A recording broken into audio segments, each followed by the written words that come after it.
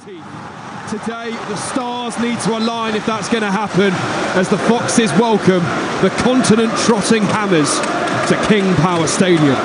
It's Leicester City versus West Ham United on match day 38 of Premier League season 22-23, and we're underway here on BBC Radio Leicester.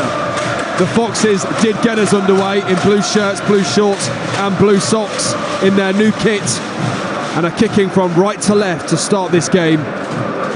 So from where we're sat, they are kicking towards the family stand end. West Ham in their familiar claret shirts, pale turquoise shorts and claret socks. Leicester in their new kit, which as ever is the royalist shade of blue with gold trimmings down the side and back. The collar is gone. Looks beautiful. It is a very nice, very smart kit. It is. But where will they be playing in that kit? Will it be the Premier League? Will it be the Championship? Good afternoon, Matt Piper. It's a good ball. It is by Thomas, who in-step volleys, left foot down the line. Iheanacho turns well and plays into Barnes' feet. It was just a little bit too heavy. And West Ham are able to survive, but they've started on the front foot, Matt Piper. They have. The crowd are behind them. The whole of the stadium's with them. Obviously, except that claret and blue section over in the far corner. It's a really good start. Luke Thomas has started really well, front-footed. Lots of desire and energy. It's what you love to see. And he's asking the ball boy, give me the ball, so we can get this game back underway. Kiernan Dewsbury-Hall, just to his right, is making a run to try and receive the throw-in, and eventually he gets it after getting himself a bit of space and goes backwards to Tielemans' halfway line, who I don't think there's any doubt now this will be his final appearance in the blue of Leicester City. Kuntop and Susan Whelan are away to our right-hand side. And again, they'll be hoping from a football and business sense that this side remain in the Premier League after this season. The Foxes have it as Soumare drills a ball through the midfield. Dewsbury-Hall brings it under control, but it was a bit of a hospital pass by Bouba Soumare, who now is hassling with Mikel Antonio on the edge of the centre circle, but coming forward is Lucas Paqueta. Left-hand side now, it's with Ben Rama, gets to the byline. Castagna tackles him beautifully. Out he goes though. First corner of the game, 0-0. Yeah, they're going to load the box. Now West Ham, this is where we'll need to stand up. First real test of the game for this Leicester City back line. And Daniel Everson is a tricky customer, isn't there? Ben Rama. Very direct. Good defending in the end from Timothy Castagna. So this corner will be delivered right-footed from the far side in front of the Kop. In swinger into the near post. It's off of Kelechi and Acho's backside to Maddison in the box, who takes the touch and volleys it forward. It's picked up by Vladimir Soufal inside the West Ham half. Back to goalkeeper Fabianski, who launches it to the right-hand side for West Ham. Brought down well by Ben Rama against Luke Thomas, who got a bit of an arm in the face, I think. He's just wiping his eye. Yeah. But Declan Rice halfway line able to keep possession for West Ham United. Yeah, what a touch from Ben Rama. Riyad Mahrez-like. That's a good tackle from Maddison. It was Castagna and Maddison doubling up right-hand side, and Maddison's beat his man. He then beats Declan Rice and is brought down in the process. Free kick given by referee Simon Hooper. Declan Rice protesting his innocence, but did catch Maddison as he went down there, the West Ham captain. 3.5 minutes gone. Leicester 0, West Ham 0. Well, I was writing a couple of my notes down earlier, and there was a few lines that I would have rather not have scripted down. One was Dean Smith is winless in all his games versus a manager as David Moyes. Let's hope today could be the first time. Down the right hand side though, it's with West Ham inside to Paqueta, who tries to switch the play to Ben Rama, does get it a little bit wrong, and it slows down West Ham United in their attack. Ben Rama still has it left hand side midway into Leicester's half for West Ham United. Back with Rice, Paqueta, Rice and Ben Rama moving it around in a neat little trio, and they've broken Leicester's midfield line here. Castagna trapped Ben Rama brilliant there, and Tielemans able to find Maddison. Barnes on the overlap. Maddison lifts it over the top, looking for Barnes. He does get there, does he? No. It was goalkeeper Fabianski who picked it up, but it's with Dewsbury-Hall now, halfway line. Moves around Fornells, finds Tielemans dead centre. It's a good ball as well. Switch of the play by Kiernan Dewsbury Hall, launches it to Castagna, right-hand side, into the West Ham half. Soumare lifts it over the top of Ben Rama, but Cresswell dealt with it well. Out it goes for a Leicester throw, level with the D. There's been a goal at Ellen Road. Adam Whitty. Yeah, Tottenham have got the early goal, Owen, so Leeds United very unlikely to get out of this relegation scrap either way, are behind and need to win if they're going to have any hope. So as it stands, Leeds losing, which is great news for City. Adam Whitty will be bringing us live updates from both Leeds United taking on Spurs and Everton against Bournemouth. As long as Leicester win today, they'll be clear of Leeds United, whatever they do. But they're 1-0 down against Tottenham Hotspur. The big question and all the eyes will be at Goodison Park, and we'll keep you right up to date with any goals there as West Ham break Leicester's midfield line to find Antonio. His pass is ball, though, intercepted by Thomas at left back. Sorry, Owen, what I'm a little bit worried about so far, especially when West Ham step forward and transition, that ball into the back line, into the sort of 10 position, right through the middle of Leicester, is really wide open. Soumare, Tielemans and Dewsbury Hall are playing as a 3. It's not really a 1-2, so no one's sitting in that 6 position. Do they have to play like that, though, because they need goals? It's a little more front-footed. I would have preferred Soumare, though, to be sitting in that sort of 6 position, sort of Ndidi position. Maddison has it inside right channel, tries to thread through Kelechi and Acho, but well intercepted by Ajerd. Out it goes, though, for a West Ham throw, level with the edge of their 18-yard box after Leicester counter-press well.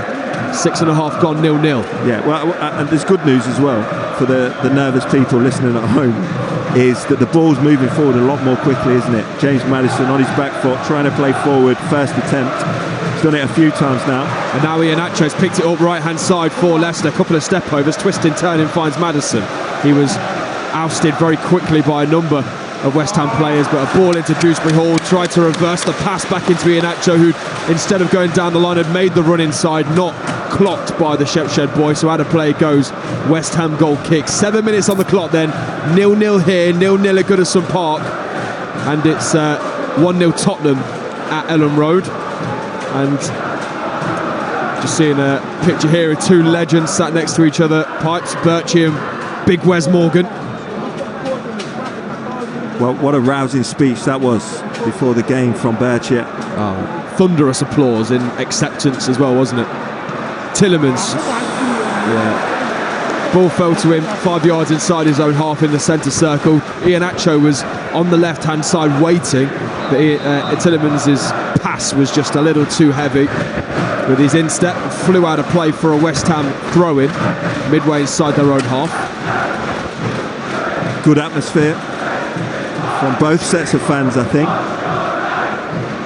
It is, and West Ham have brought their full allocation as well.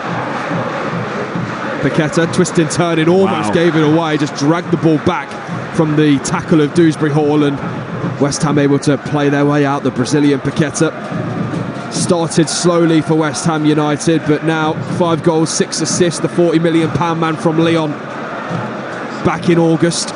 Yeah, he's a baller, isn't he? You can see it. He did start slow, but he's probably been their best player the last month or so, alongside Declan Rice.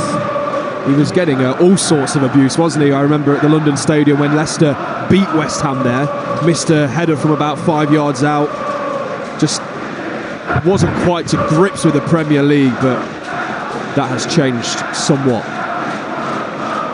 Declan Rice, though, inside left channel, midway inside Leicester's half, onto his right foot, switches the play. It's a good win by Luke Thomas, and it finds Harvey Barnes, left-hand side, wins the throw-in well.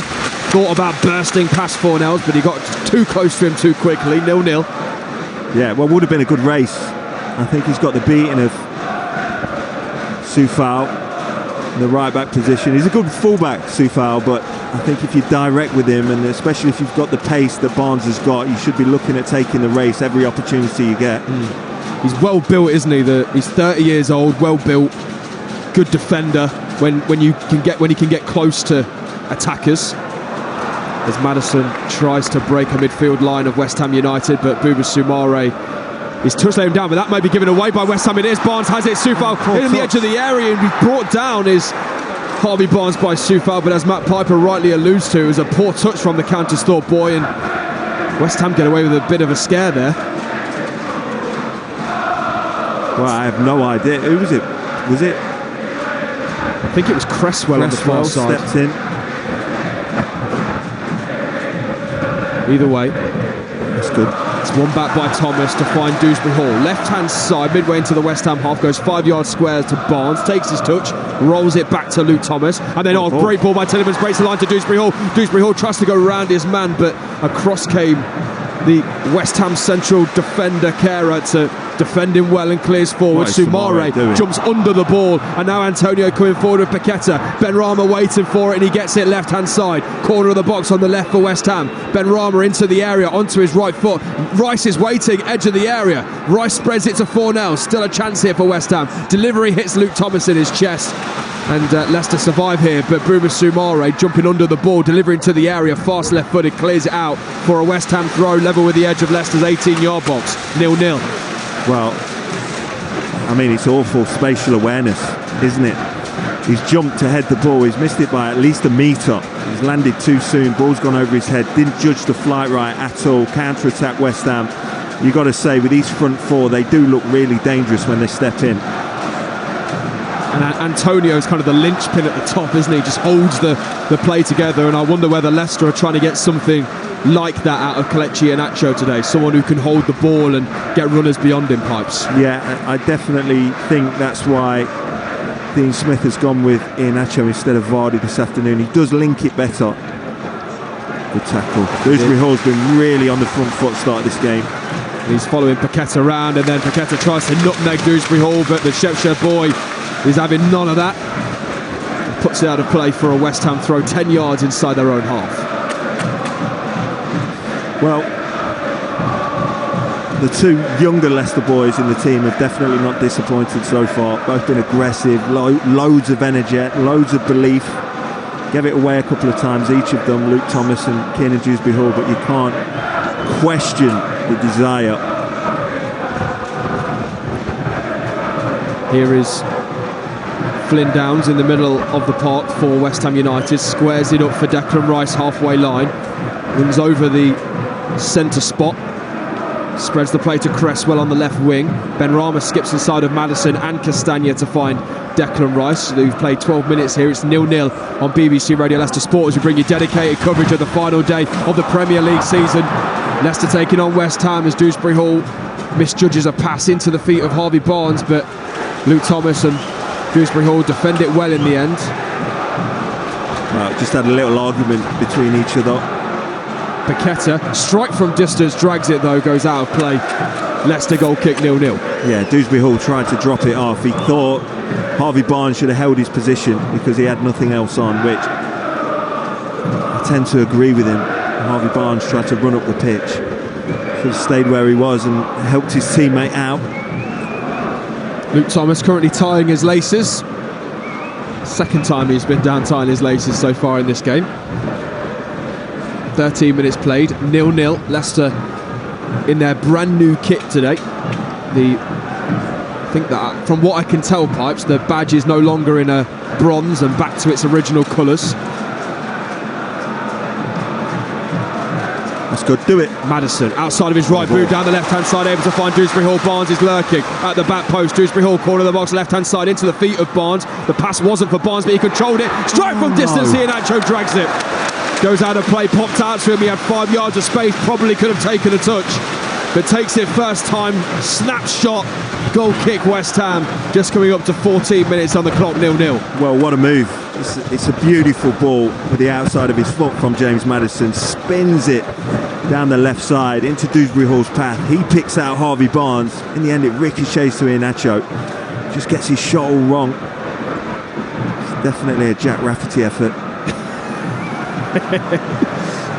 Dean Smith was fuming there though, where Yuri Tillemans allowed Benrahma to take the ball and wasn't quite as close to him, and you see Dean Smith screaming on the pitch as Evans launches it forward. It's going to be over the head of the Iheanacho in the box, kills it down, but in the end Ajerd got there and was able to then break away through Leicester's back into midfield line. It's now with Paqueta inside Leicester's half as Iheanacho very nearly an opportunity. It's with Antonio, corner of the box, left-hand side, onto his right foot, striker, goal saved by Everson, and Barnes flicks it away on the edge of the area. 0-0 it remains. Iheanacho tackles well, and now it's with Dewsbury Hall, but the referee gives a free kick for Iheanacho coming back from an offside position. 15 gone, 0-0. Yeah, Leicester, listen, trying to strike the balance of being front-footed and aggressive and going forward, and then being compact out of possession. We've struggled with it all season, I think, and you've got to say, 15 minutes in, we do look wide open through the centre of the pitch again when West Ham are transitioning quickly. You almost feel that it would be a good game to put Papi Mendy at the base of the midfield and just let Tielemans and Dewsbury Hall do what they need to do. Right, exactly that, Owen. For some reason, you know, Dean Smith's just not having him. He's just not having him, is he? Papi Mendy is the only player in this Leicester squad who's got a positive goal difference when he's been on the pitch. Yeah, I don't quite understand it, unless it's just because of his high profile, but I can't see it being that. I think he offers a lot out of possession of the ball, and in possession actually. Soumare jumps into a tackle on Declan Rice and misses the ball completely. The West Ham captain down. If you were wondering what the shouts of abuse were just a few moments ago, the free kick that Iheanacho was penalised for being offside and coming back into an onside position was because West Ham took the offside free kick in Leicester's half. And it was allowed by referee Simon Hooper. Evans tries to clear away, gets it wrong, picked up by Soufal midway inside Leicester's half on the right-hand side for the Hammers. Fast jumps into a tackle with Antonio and just about escapes as Tielemans comes away with the ball. Then Maddison thought about going long and then backs into Antonio, wins a free kick. It was clever play by Maddison, but perhaps should have played the ball quicker. Antonio moaning. Maddison says think about it. 0-0. He says think about it, but I kind of agree with Antonio. Maddison definitely brought that one, didn't he? What a ball. But he's picked out here by Soumare. He's been dragged all over the place by Downs, but keeps possession. Thomas lifts it over the top of Barnes, looking for the run of Dewsbury Hall into the corner. Cleared away by Kehrer, and it's going to be a Leicester throw-in, almost level with the D, left-hand side. Thomas over it. 17 minutes on the clock. Thomas throws it into the feet of Iheanacho, who kills it dead with lime green boots. Dewsbury Hall takes it, back foot turn with a drag, very good, and then tries to beat his man but slips in the process. The pressure though pays off as Barnes has it corner of the box into Soumare. Now Tielemans onto his left foot. Tielemans takes a strike, slips in the process, and over the bar it goes high into the family stands. 0-0 it remains, 17 and a half minutes played. Yeah, he did slip. I think sort of ruined his technique. Sort of fell away from it, didn't he, as he slipped, and it made him go underneath the ball and lift it way over Fabianski's crossbar. So 0-0 here on the final day of the Premier League season. Evans wins his header inside the West Ham half, and here is Harvey Barnes, dead centre, 30 yards out, 20 yards out, squares it to Maddison, corner of the box, right-hand side. Soumare waiting for it on the overlap, still with Maddison, bit of space. Now into Soumare, back to Maddison, inside right channel, delivers into the area, underneath it's Kehrer. He's able to head it away, then Cresswell gets it off the chest of Benrahma to hook it forward. Antonio battling with Fast. Fast is brought down by Antonio after getting goal side. Free kick given, halfway line for Leicester. Yeah, another transition for West Ham. Looked dangerous, but really good defending from Walt Fast. Nice and aggressive against Antonio. That's exactly how you have to play him. Put his body between him and the ball. And took the foul. He's a threat though, Antonio. Here is Maddison, almost threaded it through for Kelechi Iheanacho, who's lurking, but Maddison's hard work wins it back off of Paqueta. Sped to the play by Tielemans into Barnes, but his first touch is awful. Lets him down, and it's picked back up by West Ham in their own half. Yeah, you've got to say, I think that's a little bit of nervous energy, I think, Harvey Barnes. You just stiffen up a little bit with nervous energy and the ball can just bounce off you. That's exactly what it did there. Leicester looking for a goal. Soumare tracking Declan Rice down, but Rice with his experience able to twist and turn around him. 41 England caps so far for Declan Rice. Now wide with another international, Soufal, who plays the ball left-hand side. It's a strike by Fornells, and for Everson left it. For a second it looked like it was going to spin into the corner, but it hit the grass and spun wide instead. Just got to 20 minutes on the clock. Leicester 0, West Ham 0. Well, Walt Farce is pointing fingers at Johnny Evans and saying it's his fault, and I tend to agree with him. Johnny Evans goes to try and press Paqueta. The ball goes past him into Fornells, into the vacuum of space that Johnny Evans had left. Walt Farce had to try and come across. Luckily for Leicester, Fornells fluffs his lines from about 18 or so yards out.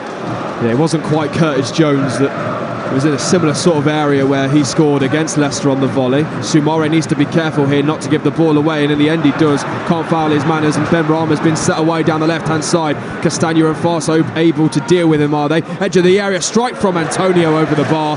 He came to him on his instep, tried to open his foot up almost to send it goalwards. He did in the end, but it went way over the bar. 20 minutes gone, 0-0. I think because of how important this game is, and it is a one-off fixture that's worth what, 150 million pounds, and you know, safety in the Premier League, I would be dragging Soumare off very soon if this doesn't improve. I'm just looking at him, he's a liability waiting to happen. He's given the ball away a number of times in this game already. Yeah, he's tried to switch play once, kicked it straight into the middle of the park. Listen, I can forgive mistakes, but I think in such an important game, if he's not at it, you've got to take him off. Yeah. We'll have to see whether... I mean, he's strayed into an offside position now. He's not got himself back on yet. Here is Maddison to the right of the centre circle. Finds Johnny Evans. Puts his hands up almost in apology that that pass wasn't fizzed in a bit quicker. As Farce then lifts it down the right-hand side. That is a ball being played down the line by a team struggling at the bottom of the Premier League, as Flynn Downs turns around Maddison before foul is eventually given after Farce came in and won the ball, but it was the took back from Maddison against Downs that has given the free kick away. We need a goal. I know I'm stating the obvious, but we need a goal. There's a Leicester fan on our screen holding his phone to his ear. He might be getting an update from the other games. Yeah, I think you can tell that's going on quite a lot in the ground this afternoon. A lot of people will be listening or checking their phones, so that's the reason why there's not much singing and cheering going on as the game goes on. But the reason why I say we need a goal, it'll just take a little bit of tension out the stadium, which I think will help the players. Because a goal here, as things stand, would keep Leicester in the Premier League. Of course, there's a long way to go, but you don't have to get your phone out. You just stay exactly where you are, and we'll bring you all the updates from Ellen Road, where it's Leeds versus Spurs, and Everton, of course, taking on Bournemouth at Goodison Park. Last time we heard, Tottenham were leading by 1-0. Adam Whitty is our reporter watching both games. We'll hear more from Adam shortly as Evans shanks a ball out of play terribly, really, out for a West Ham throw midway inside their own half. 23 minutes on the clock. Jamie Vardy, we're also being shown pictures of him. I think he's just having a little bit of a giggle at Johnny Evans' attempted pass there. He's sat on the bench today. Yeah, Johnny Evans got them Adidas stand finders on again. Normally it's Daniel Everson who's wearing them. Adidas stand finders. Oh, brilliant. They must be the boots that I wear, perhaps. West Ham in possession with Declan Rice, the captain for the Hammers, breaks the line into Paqueta, who then finds Soufal on the overlap. Barnes and Thomas both sprinting to get back in. Soufal's pass was a little too heavy over Antonio, brought down by Castagna on the edge of his box, and right-footed clears down the line into Maddison. Takes it to the outside of his right foot into a position where there was no West Ham players standing before Tielemans finds Dewsbury Hall. He's got Thomas on the overlap halfway line. Barnes has made the run inside. Dewsbury Hall asking for a pass. He's got Thomas with him, but he wanted a pass really from Harvey Barnes there, but he was just running, not really looking at the ball, was Barnes. Yeah, that's the trouble. When Jamie Vardy's not in the team, he's the one that makes that sort of incisive run that makes you pass the ball. What a ball. Tielemans though, Iheanacho, back to goal edge of the area, into Barnes, right footed, it's along the deck, didn't quite find it into the corner. And Fabianski able to dive to his left and land on that one. A good play by Youri Tielemans, splitting the West Ham midfield and defence to find Iheanacho. Back to goal, lays it off for Barnes, but it was a bit of a tame effort in the end, 0-0. Yeah, super football, really was. First of all, the ball into Tielemans, and then Tielemans into Iheanacho. Nice turn, little back heel. Gets Harvey Barnes away. Shot really tame, didn't really trouble Fabianski. Here is Fornals though for West Ham, corner of the box, right hand side, delivers into the area, hits the back of Kiernan Dewsbury Hall. 25 minutes played, Fornals still has it on the right wing. Back to Declan Rice though, and now into Naif Ajerd. And the shouts of "Come on Leicester" echo around King Power Stadium. They want their side to get the ball back and spring a counter-attack. Iheanacho looks a little bit more back to his normal self, doesn't he, after a bit of a run out at Newcastle United earlier in the week, where he did look tired after about 15 minutes, Pipes. Yeah, he did. He did. I thought he really struggled with his fitness levels in that Newcastle game. I think he's looked more like it this afternoon. Picked up some really good positions actually. Brought others into play.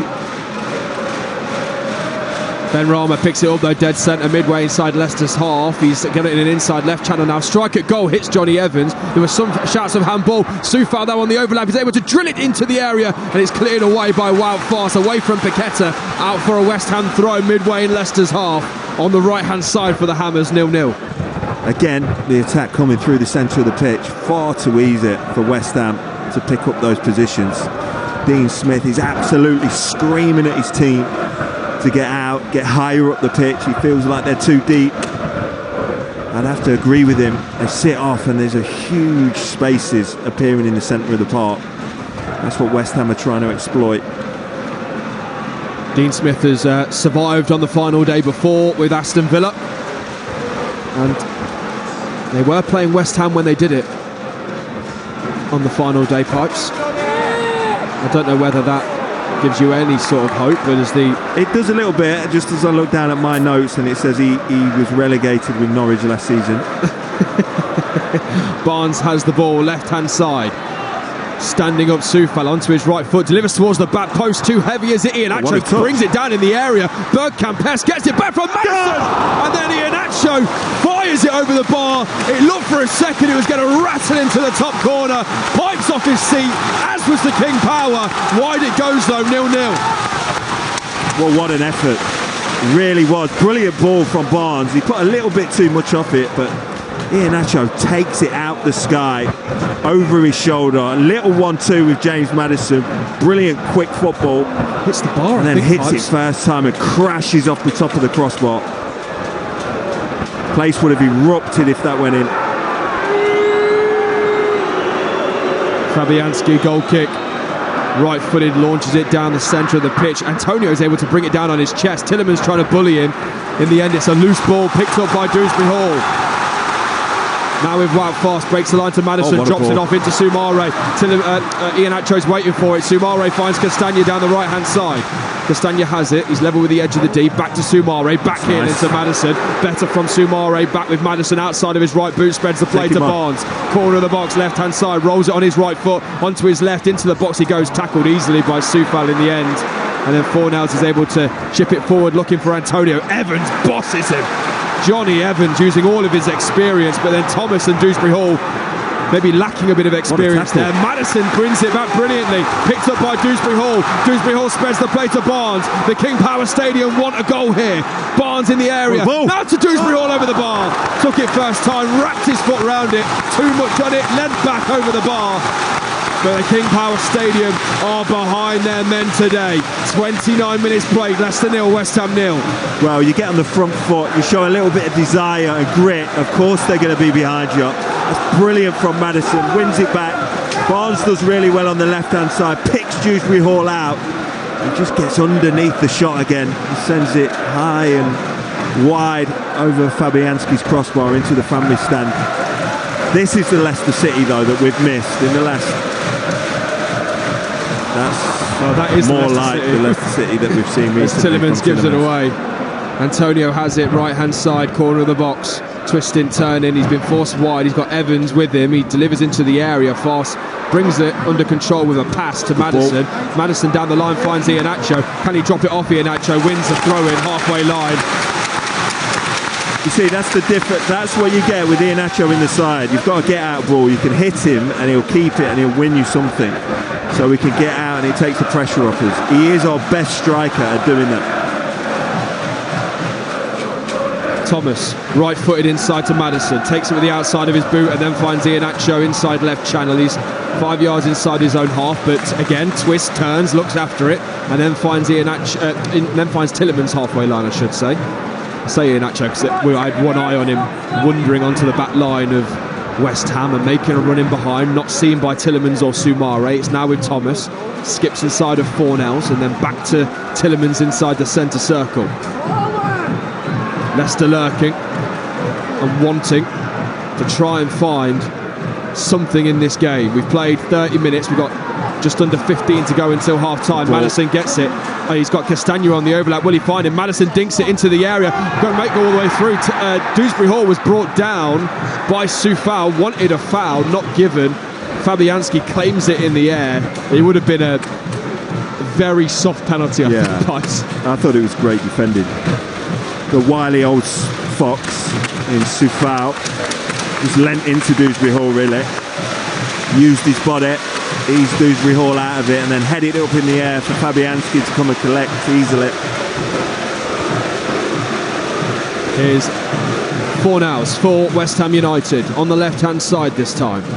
Skips inside his man, goes backwards into the feet of Flynn Downs, and West Ham try and rebuild at this stage, halfway line with Rice and Downs, and now into the feet of central defender Kehrer. Played 31 and a half minutes. Flynn Downs in possession. It's with Mikel Antonio, who gets his pass all wrong. Thomas lays it off for Johnny Evans, which for a second looked like might be a bit dangerous, but Leicester play their way beautifully out of trouble here with Soumare and Tielemans. Now with Maddison, spreads the play left-footed into the feet of Luke Thomas. Dewsbury Hall wants it down the line. Thomas plays it. Can Iheanacho win something here? Gives away a free kick. Leicester fans really not happy here. Iheanacho lent into Kehrer, but I think Kehrer just got there half a yard ahead of Iheanacho, and in the end it was a shoulder into his back rather than a shoulder to shoulder. 0-0, 32 gone. Yeah, it was a foul. Even Iheanacho acknowledged that. Helped Kehrer to his feet, said sorry to him. Just needed a little bit more on the pass from Luke Thomas. Stepped in, right idea. Iheanacho was making a run into out, in behind Kehrer. Just not enough on the pass, just held up in the King Power grass. 32 and a half gone, 0-0. On the final day of the Premier League season. Ball launched forward by West Ham. Thomas underneath it, heads home to Daniel Everson. Good play by Luke Thomas. Yeah, he's been really nice and confident. He has clearly not been in the side as much as he would have liked this year, but he's a great guy to turn to, I think, especially in pressure games. Yeah, Tielemans came into the FA Cup final team, didn't he? He did, and won the ball back. Yeah, performed magnificently. I say won the ball back because everyone knows exactly what he won the ball back for. Here's Barnes, left-hand side, 20 yards down into Iheanacho. Almost played a 1-2 into the box now. Harvey Barnes! Yes! Puts it into the bottom corner! Yes! King Power Stadium erupts! Barnes at 1-2 with Iheanacho inside the 6-yard box and pokes it past Fabianski to score his 13th goal of the season. And how important might that be in the race to survive in the Premier League? Leicester 1, West Ham 0.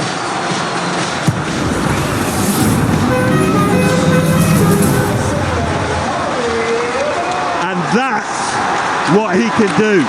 When he's at the top of his game, this boy is unstoppable. That is absolutely outstanding from Harvey Barnes. He had the bit between his teeth as soon as he came in off the byline. He plays the 1-2 with Iheanacho, the one that he normally saves to provide it. Iheanacho feeds it in back, beautifully weighted, gets it out of his feet. Fabianski comes steaming off his line, but Barnes gets there first and coolly tucks it in the corner. One of the most important goals he's ever scored for this football club. Absolutely brilliant from Harvey Barnes. It may be a warm day, but I've got goosebumps listening to this King Power Stadium crowd who are on their feet in the family stand, the East stand, the Cop and the West stand, chanting for their boys in blue. And in particular, those Leicester-born boys in blue, of which Harvey Barnes is. What a massive goal for the young Counterstorp boy. That's why it's so frustrating. We know it's in there. We know he has that level of talent. What a goal from young Harvey Barnes. Well, that's the first goal that we wanted. That's the one we hoped and wished for. It ramps the pressure up at Goodison Park, and that's exactly what this game needed. We'll get an update from Goodison Park shortly with 10 minutes to go until half-time. Adam Whitty is our man there, and whilst Leicester have got the ball in the back line, let's hear from Adam, who can bring us the latest from Goodison Park. Yes, Owen, it's still 0-0 between Everton and Bournemouth, but Everton have gone close twice. Idrissa Gana Gueye with 2 efforts, they're piling the pressure on, but as it stands, Owen, because of the draw here, Leicester City will be staying up. Thank you very much, Adam Whitty. We will get further updates. Still a long way to go, but Adam Whitty, our man in the know, looking at the table, looking at the numbers, watching Leeds United and Everton. It's his perfect Sunday afternoon. 36 minutes played, 0-0. It's not good on the old heart, though, is it? It's not good on the old heart. When Barnes scored that goal, we were all jumping up everywhere. My earphones went flying. Couldn't find my earphones, shouting all over your commentary. Oh my goodness. That's what this football club does to us. I did say earlier this week I felt like I'd aged 15 years this season. I've got a feeling I'm going to feel a 15-year older than that after this game this afternoon. Getting a replay of the finish. It's Flynn Downs who tries to get back in and stop Harvey Barnes. He can't catch him. It's a wonderful finish, especially because it's such a high-pressure finish. Through one-on-one, didn't have too much time to think. That would have helped him.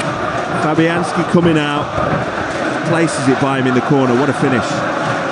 He doesn't actually look up until he's already shot. As Iheanacho plays it through for Maddison. Maddison on one-on-one with the defenders here. Maddison right, but it takes a nick and goes wide. The King Power Stadium on their feet, pumping their fists, hands in the air. Corner Leicester. Well, it's going absolutely nuts. Every time we step forward, the passion and the belief now in the crowd, especially those sitting directly in front of us, really getting behind this Leicester team. Tielemans getting a standing ovation, going out to take the corner. I've not seen an atmosphere here like this for some time. I've had to take my headphones off a couple of times in this game, Pipes, just to take in how loud it is. Loud in the headphones, but even louder to the ears. Corner Leicester, Tielemans has it. Takes it short to Barnes, drops it back off for the Belgian, right-footed, whips it into the area, headed away by Declan Rice on the penalty spot for West Ham. Picked up though by Maddison and Iheanacho on the right-hand side for the Foxes. This still in West Ham's half. We've got 38 minutes on the clock, so 7 minutes to go until half-time.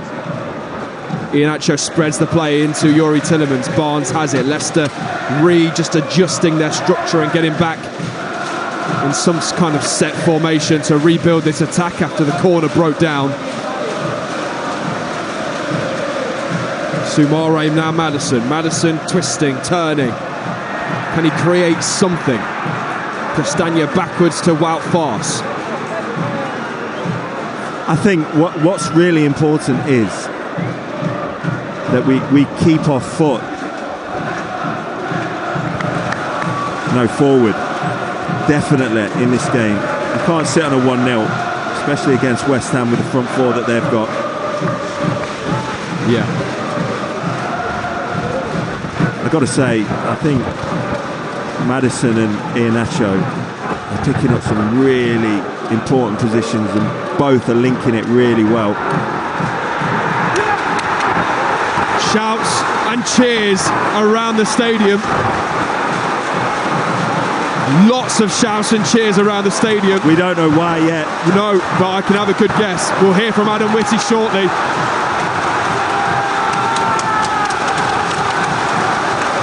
As ball played forward for Leicester, Iheanacho's going to pick this up on the byline. Ball into the feet of Harvey Barnes. Barnes inside to Tielemans. Tielemans right-footed, lifts it into the area. Iheanacho, will he get there? He won't. Goes out of play for a goal kick.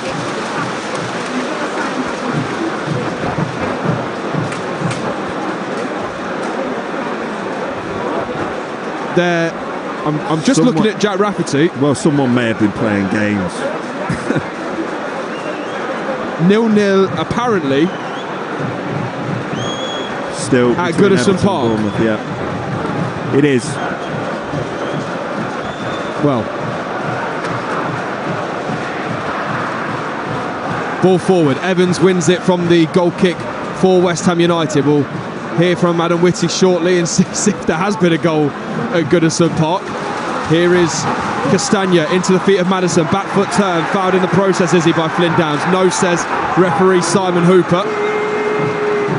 Look at that from Dewsbury Hall. Yeah, sprinting across the pitch, jumping into a tackle, trying to win it back for his team, his boyhood club.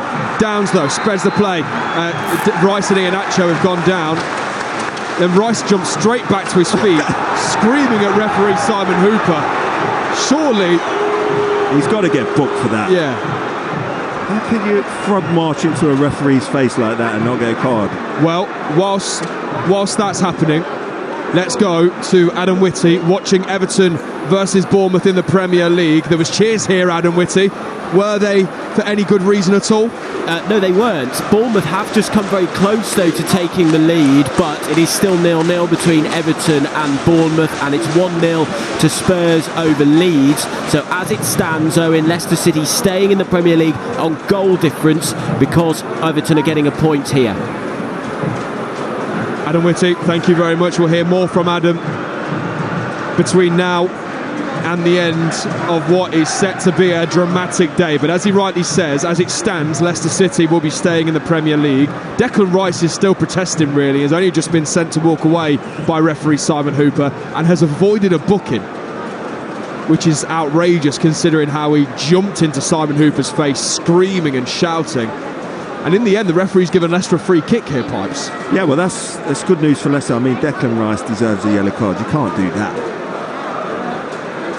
No. So Leicester free kick inside right channel, midway in the West Ham half, and it is pretty much dead midway inside the West Ham half. Tielemans over it. Evans, Soumare fast forward. Tielemans whips it towards the back post. Barnes, does he win it? No. Antonio able to flick it away. It's being picked up by Evans on the left wing. Moves down the line, steps inside, a shimmy of the hips by the Northern Irishman. Now with Soumare, pops a pass into Dewsbury Hall, who goes backwards to Luke Thomas, and it allows Leicester again to regain a little bit of structure. So it might have been the close chance for Bournemouth that got the Leicester fans Someone's got to help him. excited and cheering. Here is Barnes, left-hand side. Now with Tielemans, Dewsbury Hall back to Tielemans. He hopes it down the line, wants a foul, not given by Simon Hooper. Dean Smith shouting at the fourth official and saying why. Antonio is tackled and is actually missed by Soumare, and Antonio able to come forward and picks out Cresswell on the left. Yeah, he's got to do more than that, Soumare. You can't just flick at his ankles and then jog back in. You've got to sprint after Antonio. Soufal delivers into the area. Evans heads it away. Picked up by Barnes. He's got a bit of work to do with Soufal in his back, but Evans clears it down the line. Picked up by Iheanacho on the left-hand side. When he skip inside his man, he does just enough. Dewsbury Hall arriving on the overlap. Iheanacho scoops the ball inside. Dewsbury Hall still waiting for it, and eventually is found by the Nigerian. Dewsbury Hall is tackled in the end, but all the pace had been taken out of the move. When Iheanacho didn't find him, Thomas kills it on the sky, halfway line. He's able to find Tielemans. Yeah, it looks like the pace is catching up with him a little bit, doesn't it, Dewsbury Hall? He's not been in the first 11 for some time. Just maybe needs to take a breath. As Tielemans switches the play, looking for Castagna. Oh, it almost went over the head of Cresswell, who did just enough with his left foot over his shoulder to hook it to find Ben Rama on the left for West Ham United. I think you've got to say, I think Iheanacho has warranted his place in the side so far. I think he's been brilliant in the way that he's linked the play, he's worked for the team. Just nice to see him on the score sheet, preferably before half-time, so our nerves are not too shredded going into the second half. Indeed. Here is Paqueta. A good tackle by Johnny Evans against Fornals, and Soumare has it. Couple of step overs. Soumare twisting, turning, and is able to find Iheanacho. Drops it off for Tillemans in the centre circle. Now into Maddison, dead centre. Maddison inside the West Ham half, but spreads the play into the feet of Timothy Castagna. Tillemans is saying, just wait. We've got just a few seconds to go until half time. Take your time. The fourth official is going to show us the minutes shortly. Just 1 minute added on at the end of the first half. And Leicester are going to try and see this out until half time now, with Johnny Evans and Tillemans and Wout Faes in possession. Yeah, I think that's the right thing to do. You open up and go too gung-ho in the dying embers of the first half. Declan Rice is stepping forward, he's trying to press it. So Everson has to go long.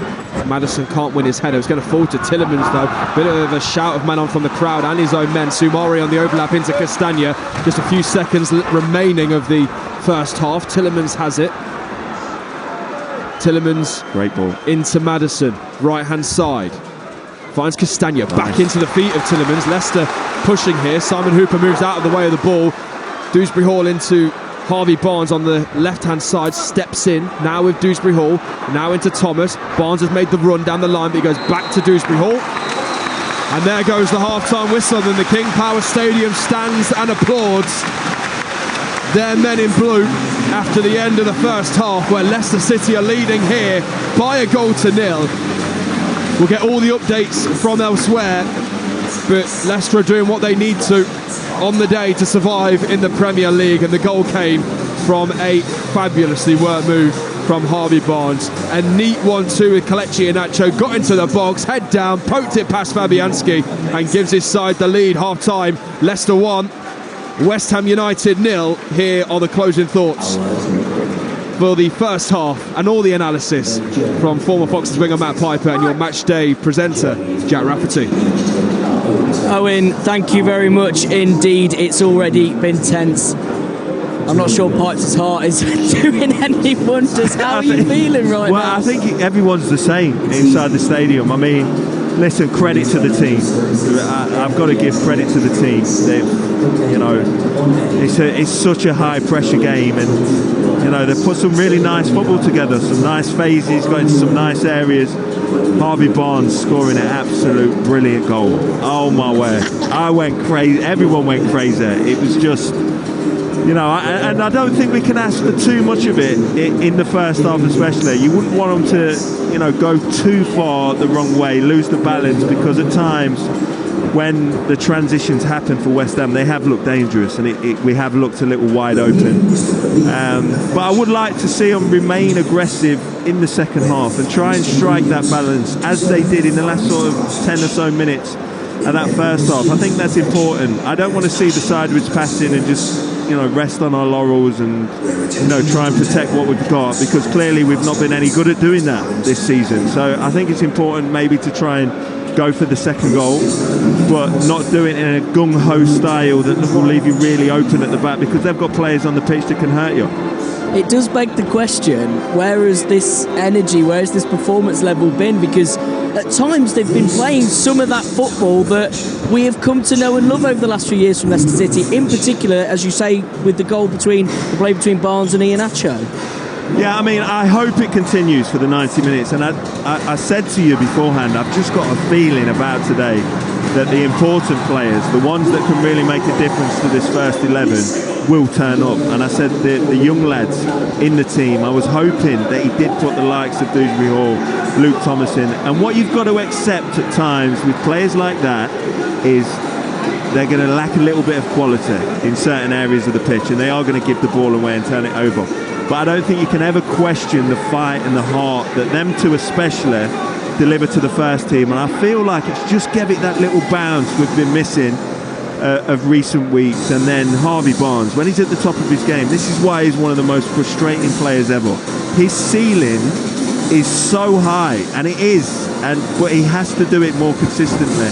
But that is one of the most important goals, if not the most important goal. If we can hold on in this game and, you know, results go our way elsewhere, that he will have ever scored for this football club. But it was so interesting, the fact that there was a couple of instances when the ball came out to Barnes and there wasn't really much pressure on him, and he had a bit of a bad touch, and during commentary at some point you said, I think that's a bit of nervous energy, and then out of nowhere it was 2 or 3 absolutely perfect touches, a perfect pass into Iheanacho, the ball back from him, and then I don't think there was a calmer man in the whole of Leicester, Leicestershire, Rutland, East Midlands and the UK when he put that ball past Fabianski. It was a great finish. Yeah, and do you know what that is? It's muscle memory, getting into certain areas. He knew the setup was right. It's weird, you put your head down and you look up, you're in the throes of the game, and you see Iheanacho on the inside, and it's normally that one where Vardy stands, isn't it? Just on the inside, he uses him as the bounce pass to get it back so he can get beyond the defender he's up against, and the muscle memory kicks into action, and you go into I'll remember the word in a minute, sort of Autopilot. Yeah, autopilot. Thank you, Jack. Ding! Yeah, you go into autopilot and your body just sort of takes over and you're not really thinking about it. He bounces it into Iheanacho. I think he's been brilliant, by the way. His layoff was perfectly weighted, and Harvey Barnes gets in behind Flynn Downs. Can't catch him. Fabianski coming out, and then, as I say, autopilot just took over and he rolls it past him. Nice and cool, calm.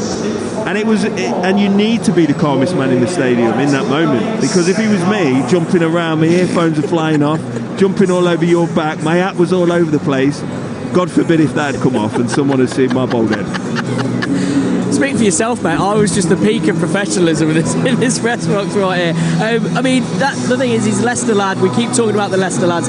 Talk to me about the impact of Dewsbury Hall and Luke Thomas as well down this left-hand side. They've been linking up well, but I think Dewsbury Hall in particular, the energy that he's brought, that we certainly have been calling out for, is making a difference today. I think so. I think the two important words are with those two performances are energy and aggression. I think the aggression that Dewsbury Hall's shown has been brilliant. Yes, he has given it away at times quite easily, but you know that happens in his game. And, you know, he's going to have to work on that, of course, but I think you can't look past what he does give this side.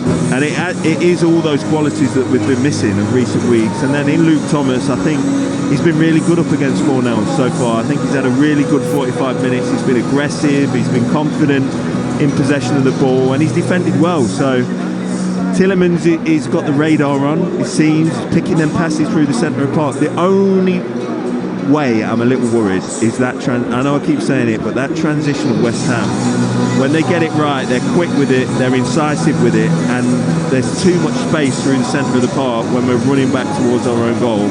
And before long, they will create an opportunity from that kind of transition. So do you, if you're Dean Smith, do you do something to change that now, or do you continue to ride the wave of the momentum that they've had? I honestly think, and I know I'm a big, you know, people will be able to tell I'm a big fan of his, but you take Bouba Soumaré out of it, who didn't have a great half. He got a little better as the game went on, but he made some real big errors. But then he hasn't got the energy that Dewsbury Hall has. So, you know, I'm willing to take the mistakes from Dewsbury Hall because he'll give you it running back towards your own goal, even though he's not been in the first 11 for some time. And I think, you know, it's telling on him at the minute. But Soumaré, he's got that air of, you know, laid-back attitude about his game, even in moments where you need to have more urgency. And he's jogging back towards his own goal, and he's making a few silly decisions. I would just put Papi Mendy in. I think he's the type that would never let you down. You know, he can come in and give you a one-off performance of an 8 out of 10. I'd bring him on just to shore it up a little more in midfield. How important do you think it'd be for City to get a second goal just to calm those nerves a little bit? I think really important. And the good thing is, it doesn't just help you at the King Power Stadium, it helps you at Goodison. If Everton see that Leicester have gone 2 up and you know the game looks won, they know they've got to really push to try and win the game, and then gaps can open up. Bournemouth could score.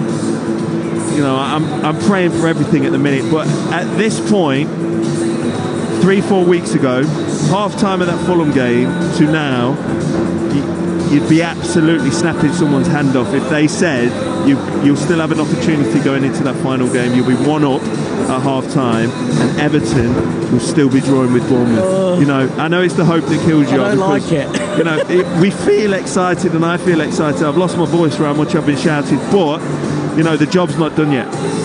Oh, he's got a pack of Suvas. Help yourself. You are listening to BBC Radio Leicester Sport live from the King Power Stadium. As Pipe says, City have done the first half of the job. They are leading against West Ham United. Adam Whitty has been keeping an eye on the relegation fight fixtures. Let's go to him to get a rundown of the two games which may affect Leicester City. Adam, how are things looking?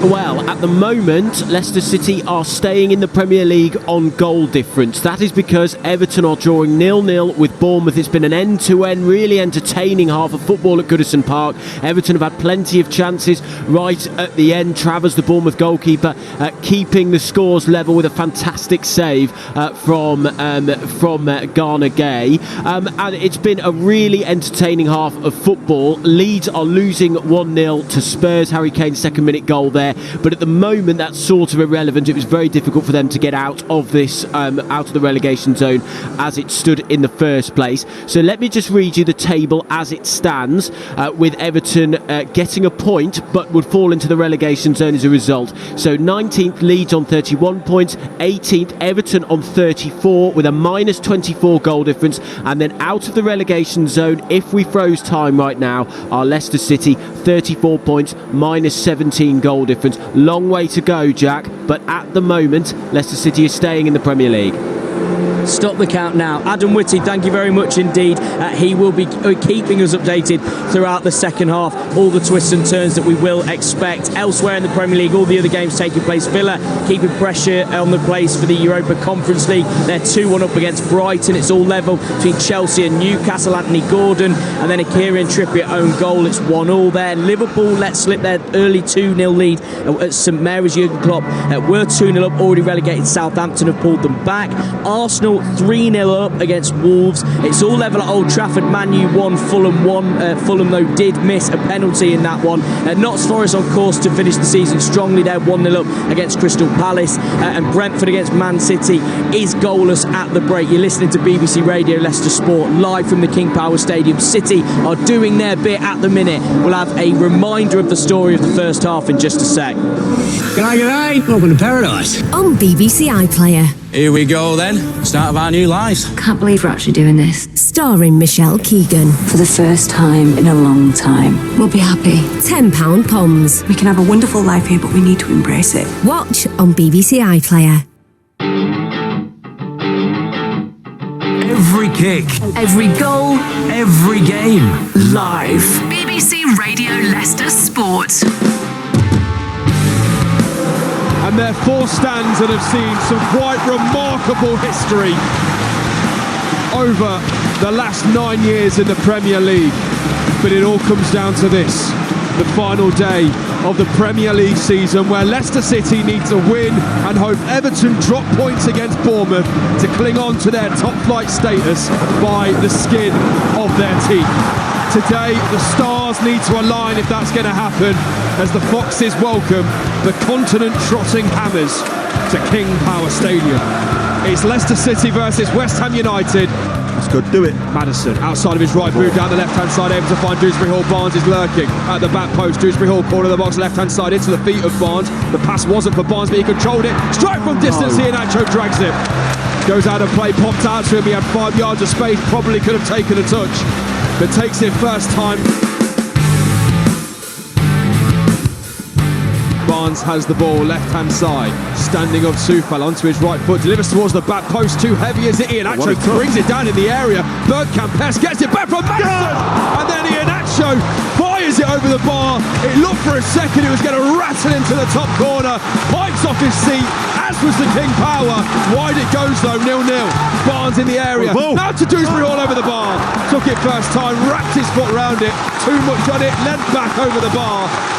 But the King Power Stadium are behind their men today. Here's Barnes, left-hand side, 20 yards down into Iheanacho. Always played a 1-2 into the box now. Harvey Barnes! King Power Stadium erupts. Barnes have 1-2 of the Iheanacho inside the 6-yard box and pokes it past Fabianski to score his 13th goal of the season. And how important might that be in the race to survive in the Premier League? Leicester 1, West Ham 0. Not a ball until he's already shot as Iheanacho plays it through for Maddison. Maddison on one-on-one with the defenders here. Maddison right, but it takes a nick and goes wide. The King Power Stadium on their feet, pumping their fists, hands in the air. Corner Leicester. Well, it's going absolutely nuts. The passion and the belief now.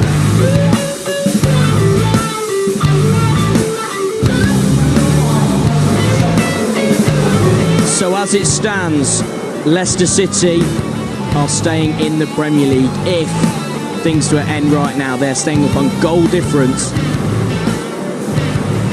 1-0 up day lead. Everton currently drawing 0-0 against Bournemouth, but as we heard from Adam Whitty, plenty of chances in that half. Leeds losing against Spurs, but really they were struggling to survive anyway. While we wait for the players' pipes, just because talking about the game itself is making me too tense, should we talk about the new kit? What do you think of it? New kit's tremendous. It really is. I love the piping down the outside. It's always going to be the royal blue of Leicester, of course it is, but I really do like the design. It's a great kit, and hopefully we'll wear it in the Premier League next season. So far, so good, Leicester City in that kit. Harvey Barnes with the goal in the first half. For you, what do you want to see in the first 5 minutes of the second half? What do you think we need to see? I'm going to state the obvious, but it's important. Another goal. I really do. I don't want it. I think it could really dampen the spirits in Goodison Park as well. Leicester score again. The Everton players get a little tied up, and it makes it more difficult for them. I think we can't only affect things. It's one of them strange games that hardly never happen, but you can affect things away from this stadium as well. Do you understand what I mean? So we score again, it ramps the pressure up a little more on Everton. They get a little tighter, they won't play as well. That's what I'm hoping. So, I mean, it turns out there wasn't a goal. We don't know why somebody in the stand decided whether they're having a joke, whether they just were wrong, but clearly there was a section of fans that thought Everton had conceded.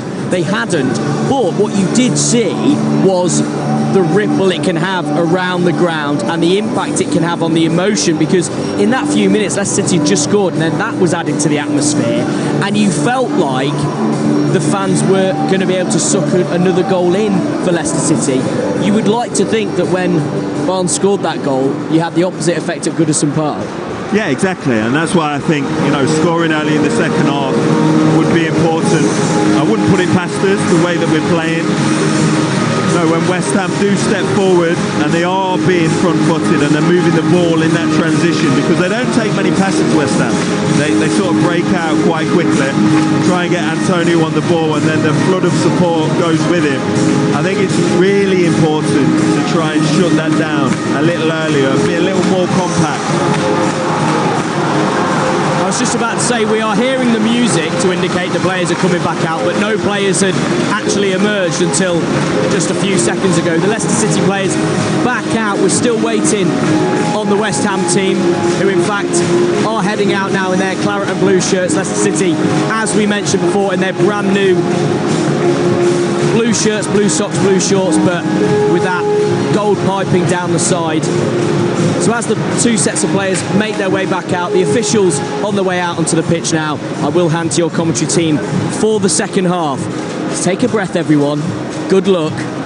Try and enjoy it. Second half commentary to come from former Foxes winger Matt Piper and Owen Palmer-Atkin. There's my one breath I think we're probably going to get between now and the end of this game. Thank you very much, Jack Rafferty. A fan who sits just in front of us looked round at me when I sat back down and he said, this is going to be 45 minutes of hell now, and he ain't half wrong. The first half was 45 minutes of hell until Barnes scored that goal. It is, that's just what being a Leicester fan's all about. The two sets of players back out on the playing surface. West Ham to get us back underway in the second half. No changes at half-time for either side. Leicester in blue shirts, blue shorts, blue socks. West Ham in claret shirts, light turquoise shorts and claret socks. The Foxes kicking from right to left. If we're at King Power Stadium, we are at King Power Stadium, I should say. So it is going towards the Kop end. I'm losing my head already, Pipes. So, Everson, Castagna, Fast, Evans, Thomas, Soumare, Tielemans, Dewsbury Hall, Maddison, Barnes and Iheanacho. The Leicester team, we are back underway in the second half. 45 minutes to go as to see who will remain in the Premier League this season. Leicester City are 1-0 up here against West Ham United. Leeds are 1-0 down against Spurs. Everton drawing 0-0. So as it stands, the Foxes will be staying up on goal difference. All the games in the second half kick off at the same time. That's why we had a little bit of a delay, because the Leicester players and West Ham players came out a bit early before their counterparts at the other games. And it's West Ham who are in possession with Declan Rice 5 yards inside his own half, inside left channel. Pipes, in the first 5-10 minutes of this game, in the second half, what do the Foxes need to do? Well, keep it more compact than they did in the first half, I think. And it's really hard to strike that balance, because you want to be expansive when you've got the ball. But then, you know, once you lose the ball, you need to become more compact and fill those spaces in the centre of the park, because I thought West Ham at times in that first half really exploited that. Declan Rice in possession, tries to switch the play to find Soufal on the far side and does successfully. Back now with Flynn Downs.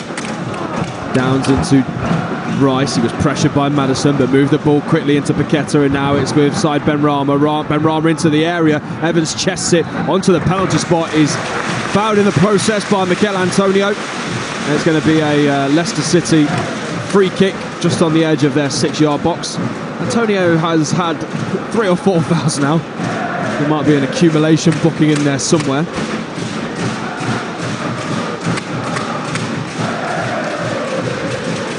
Played 2 minutes into this second half, and the wind is beginning to howl around King Power Stadium. There's kind of more overcast skies above us on what was a beautiful afternoon to start with. It was very, very warm, but the wind's starting to, as I say, rattle around King Power Stadium, and perhaps a little bit of rain on the way. We've got stoppage in play here. Harvey Barnes, I think, is down on the far side.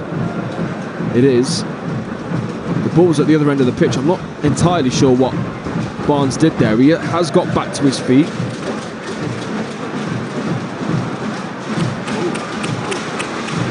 Soufal landed on his Achilles. Yeah.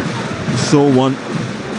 Straight down the back, kind of with his studs, isn't there? There has been a goal at Ellen Road. Adam Whitty can bring us the latest.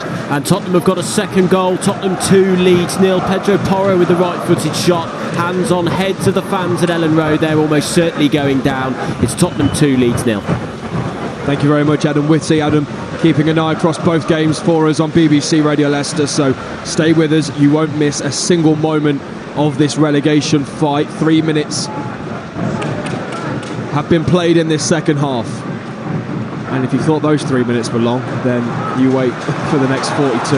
As Leicester try and break forward, it's with Iheanacho. Barnes has made the run round the back, but Iheanacho goes wide right into the feet of James Maddison. Inside he goes to Tielemans, plays it through. First time looking for Barnes. Do it. Barnes, right-hand side this time. Onto his left foot, the flag goes up. I don't know how it's taken the linesman that long to realise that Barnes is offside. When he made the run, picked the ball up, took 2 touches, and then played it before the flag goes up. It's a ridiculous rule, but nonetheless, it is. West Ham free kick. It is, but the reason why he did it at that timing is because Harvey Barnes, when he took the touch, and you heard me say do it, I wanted him to spin it around into Iheanacho's path. He was steaming into the penalty area. As soon as he took the touch and came back on himself, it changed the phase. Benrahma, though, gets the ball on the switch, goes around. Castagna delivers into the area. Fast intercepts on the corner of the 6-yard box. Soumare fouled inside his own area. Took a risk by chopping the ball inside, and Paqueta's kicked him, and Soumare remains on the ground here. We played 4 minutes in the second half. The wind is still howling around King Power Stadium, as you can hear on our effects microphone.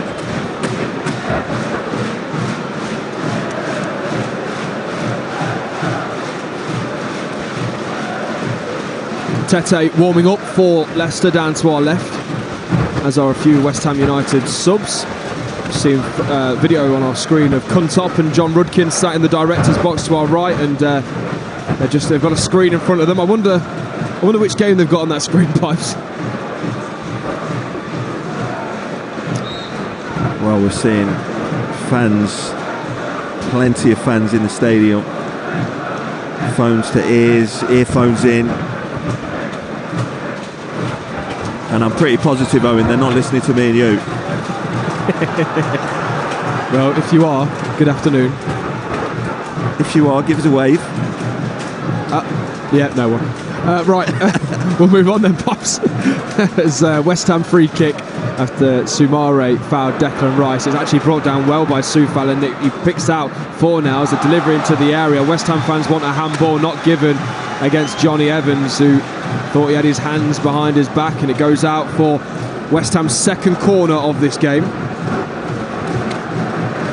First of the second half of the Hammers. It's going to be Aaron Cresswell on that far side who's going to deliver this left-footed as the floodlights begin to turn on here at King Power Stadium and illuminate the green grass ever more.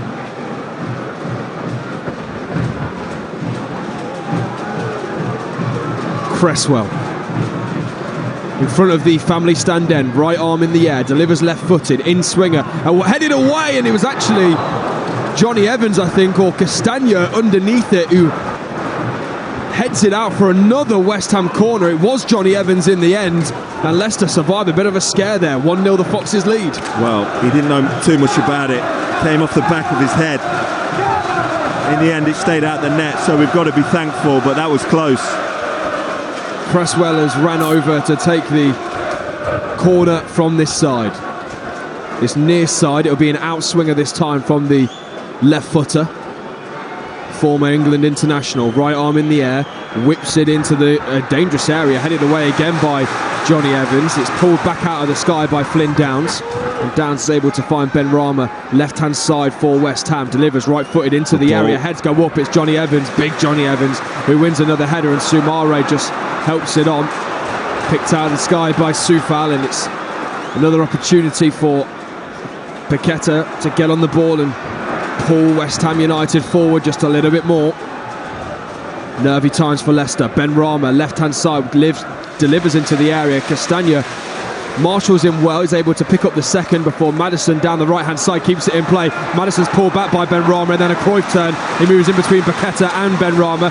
Tillemans has it right-footed down the line, looking for Iheanacho. Lean on him. Iheanacho pulls him down with his right arm. Was a foul in the end. Should have lent on him earlier, as Matt Piper rightly says. Iheanacho nods his head and says, yeah, I know. 53 minutes gone, 1-0 Leicester. I only said it because I was doing it so often yesterday. I played against 22-year-olds yesterday. Me and Julian Joachim up front, and I was just leaning on them for fun. The only way I could get myself to the ball first, and that's what Iheanacho needed to do on that occasion. Didn't quite have the pace. West Ham have it though, right-hand side. Looking to try and find a goal of their own in this game. Rice spreads the play. Will there be a delivery? Paqueta down the line. He's able to find Soufal. His cross was blocked by Thomas to start with, and it's a trio of Barnes, Dewsbury Hall and Thomas who try and play their way out of trouble, and they do play their way out of trouble. The academy trifecta down the left-hand side for Leicester. Dewsbury Hall into Maddison's feet, gets his first touch a little bit wrong, but his second and third are excellent.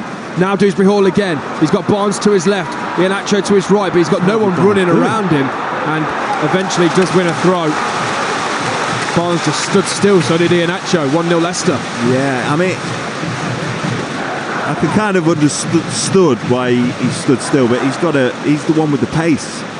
He wants the ball on the back line, or he should do. And we've already seen what his devastating directness and finishing ability could do. We need him to go and get number 2. Long ball forward. Tillemans surely is fouled by Antonio. Referee says no. That's Dean Smith cannot believe it that Antonio has got away with that one. And West Ham in possession. Ben Rama back to Cresswell, halfway line, just to the left of the centre circle. It's an absolute shocker from Simon Hooper. It's the most blatant Antonio foul all afternoon. Leicester, though, have managed to reset, and it's with Declan Rice, who right-footed breaks the line into Antonio. Fast comes across, but struggles to bully the big man up top for West Ham. Yeah, they're playing much better second half, aren't they? West Ham yeah. In possession of the ball, without a doubt. They've stepped a little higher in the pitch. They've got a little more energy.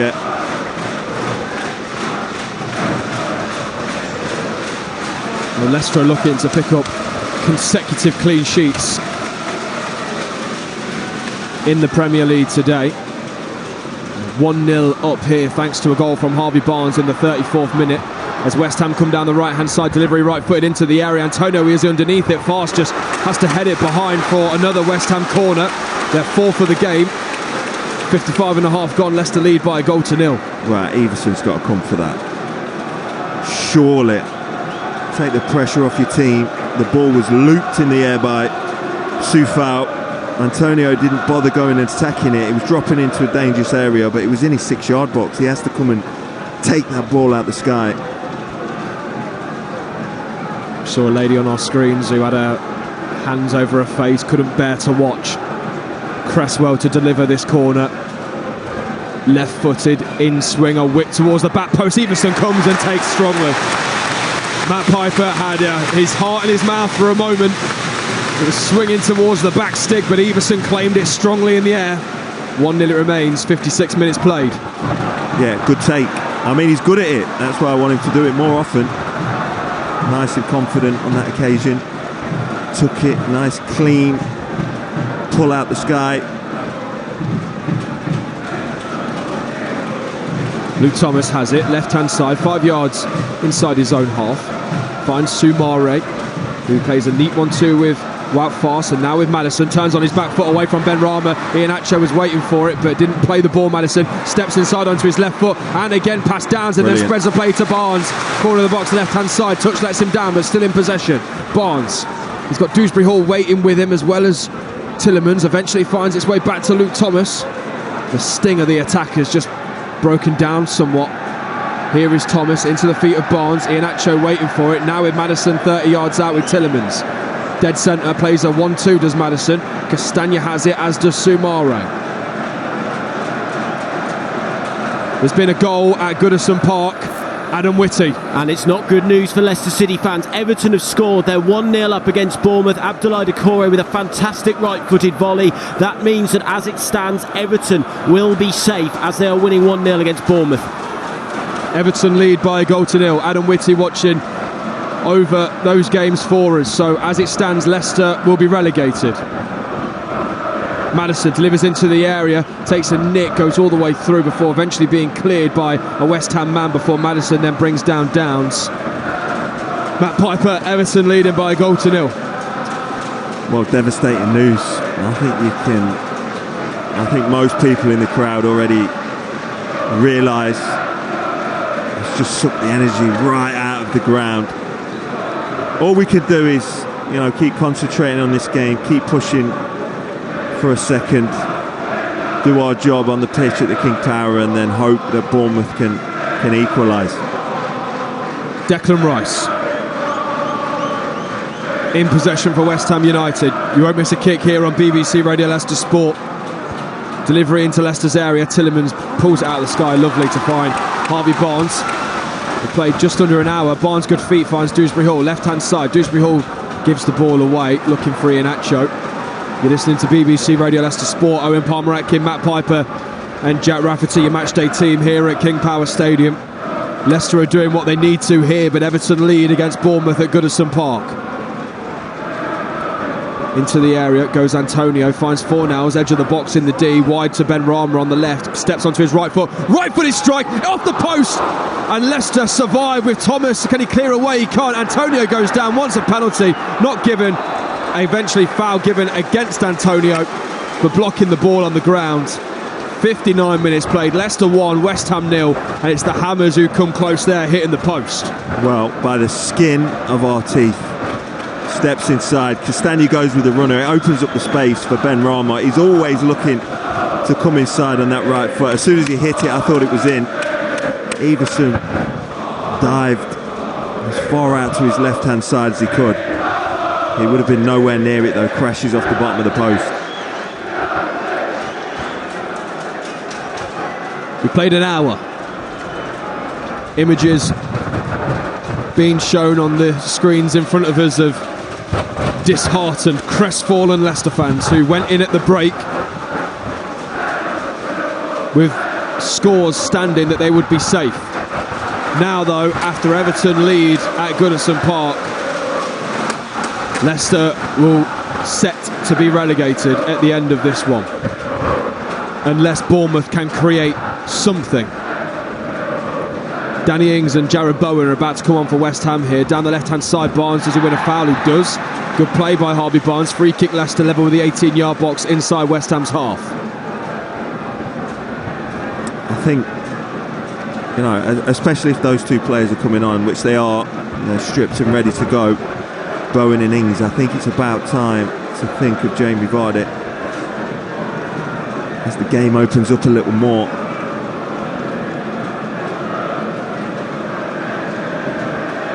Yeah. And all the noise you can hear now is from the West Ham fans. Glum faces of the Leicester faithful who know that a win here is no longer enough. 29 minutes to play. Tielemans right-footed, whips it into the area, fast underneath, a header, goal! Gets it. Wow, fast scores for the Foxes! And scores his first Leicester City goal as well. Yuri Tielemans whips it into the area, fast wriggles three and heads into the bottom corner to doubles Leicester's lead. And now all eyes in this stadium are on Goodison Park. Leicester 2, West Ham 0.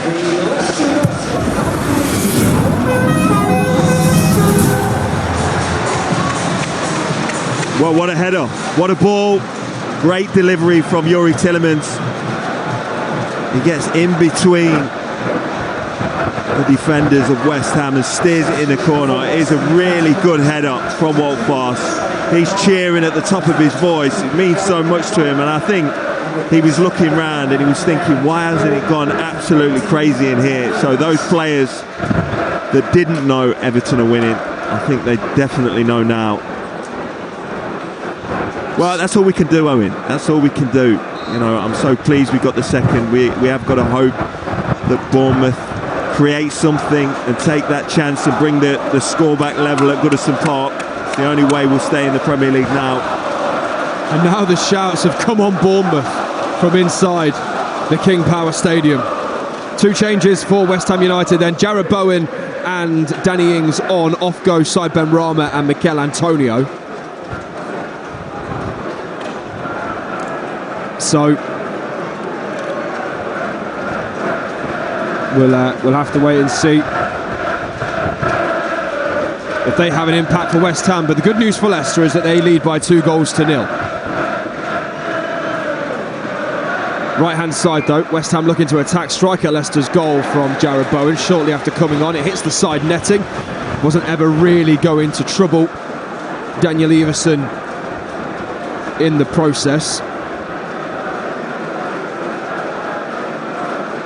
Of course, failure of Everton dropping points now will see Leicester relegated from the Premier League 7 years after winning the league title. It would be only the second time that a champion of the Premier League will have been relegated after, of course, Blackburn Rovers, who were relegated twice from the Premier League.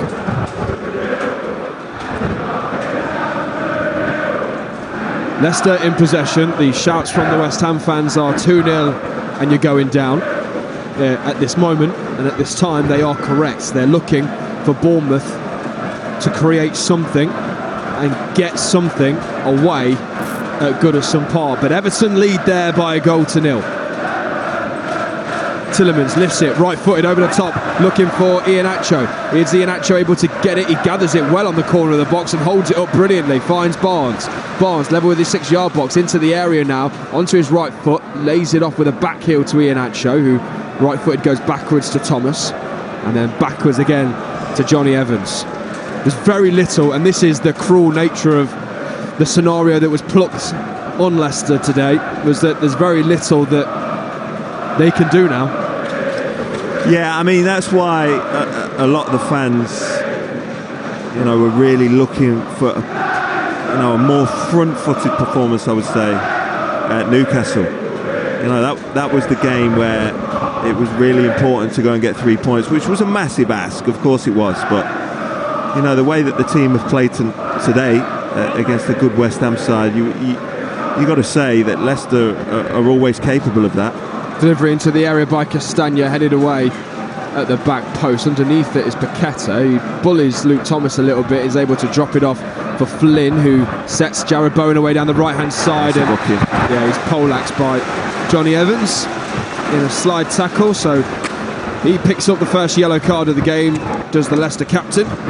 2-0 it remains to Leicester, 65.5 on the clock. You know what I'm really hoping for?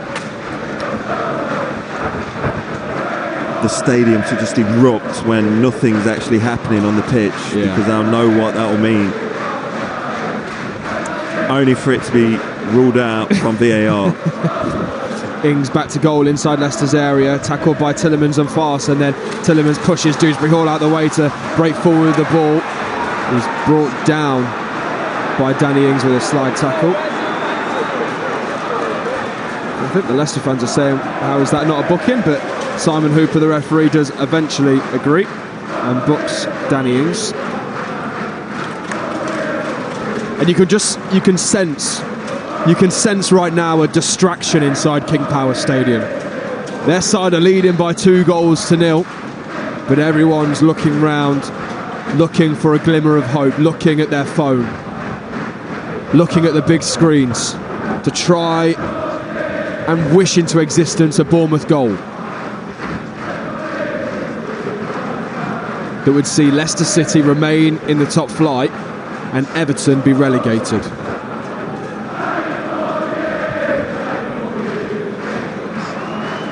Castagna, right hand side with Bouba Soumaré, plays a neat 1-2, and then Castagna reverse pass inside to Maddison. 67 minutes played, Leicester 2, West Ham United 0. Johnny Evans just to the left of the centre circle, keeping possession for Leicester, and they're looking relatively comfortable in this game, the Foxes now, but Iheanacho gives the ball away to Jared Bowen, who dribbles it out of play, so Leicester throw. Everyone in the ground looking for a glimmer of hope. Can Adam Whitty, who's watching both of the games, bring us one here on BBC Radio Leicester? Adam is watching the games and can give us an update on how Bournemouth are doing now. Yeah, it's still 1-0 to Everton, Owen. It's Everton really doing most of the running. Bournemouth not really in the game at all. They've got to try and catch them on the break, though, if Leicester are going to have any hope of staying in the Premier League. But it remains Everton 1, Bournemouth 0. Ball over the top, thank you Adam Whitty, looking for Iheanacho, headed away. If there is a goal at Goodison Park, we'll let you know first here on BBC Radio Leicester, as Leicester win it back high with Maddison. Iheanacho waiting for it. Maddison round 1, round 2. Maddison into the area, right for the strike. Maddison just didn't get enough on it to trouble Fabianski. 22 minutes to play, Leicester 2, West Ham United 0. He's been brilliant today, James Maddison. Wonderful feet, goes past 2, 3. In the end, ball just getting away from him a little bit, just tried to toe bang it past Fabianski, but couldn't get the power on it. Ball lifted over the head of Luke Thomas. Bowen right foot is saved by Everson. Still with Bowen in the area. Danny Ings over the bar. 8 yards out. Danny Ings normally loves those kind of chances, but he's just rifled that one to the back of the family stand. 21 minutes to play, 2-0 Leicester lead. You've got to say, it's harder to miss. Bowen, fantastic. There's been another goal at Leeds. Adam Whitty. Leeds have got one back. They're 2-1 down against Spurs. In all likelihood, they're going down anyway, but they are fighting back at Ellen Road. Tottenham 2, Leeds 1. Thank you, Adam. So, Tottenham 2, Leeds 1, Leicester 2, West Ham 0, and Everton 1, Bournemouth 0, and that's the killer result for Leicester at this stage. Here is Dewsbury Hall, tries to play a pass through the back line of West Ham, looking for Barnes, cleared away by Fabianski, brought down by Tielemans, finds Dewsbury Hall, goes around his man, Dewsbury Hall into the area, pulls it back, Barnes right foot, it takes a knee, falls to Maddison, who just shanks it wide. Didn't really connect at all, was stretching to get there. 2-0 Leicester remain in the lead with just over 20 minutes to play. Yeah, really good play from Dewsbury Hall, pulls it back. It's a good block in the end from Barnes' effort, but Maddison just fluffed his lines at the back post. Papi Mendy is about to be introduced to the action for Leicester, and I think that's shoring up shop, Matt Piper, is it not? I think so, just had a little bit more assurance in there in that midfield. Well, here he comes, he replaces Kiernan Dewsbury Hall. How's Kiernan Dewsbury Hall done today, Pipes? Yeah, I mean, worked hard, really has, wore his heart on his sleeve. Most in the ground, they give him a standing ovation. He's gave it everything. He's been out of the side for such a long time. He's come back, he's gave it his all. Proud of singing his song. Papi Mendy, who's the only, or before today was the only player with a positive goal difference in this Leicester team, gets onto the pitch. 2 changes again for West Ham. Off goes Aaron Cresswell for Emerson, and then Maxwell Cornet also comes on. He replaces Lucas Paqueta. So throw in Leicester, they're midway inside their own half on the left-hand side. 71 minutes on the clock. You're listening to BBC Radio Leicester Sport. Owen Palmer-Atkin, Matt Piper and Jack Rafferty with you as we bring you dedicated coverage of live Premier League football. Leicester taking on West Ham United, but as it stands, this will be the last game of Premier League football for at least a season. As Thomas lifts it down the line, it goes out of play, was put in a little bit of a difficult spot by Johnny Evans, who was under some pressure.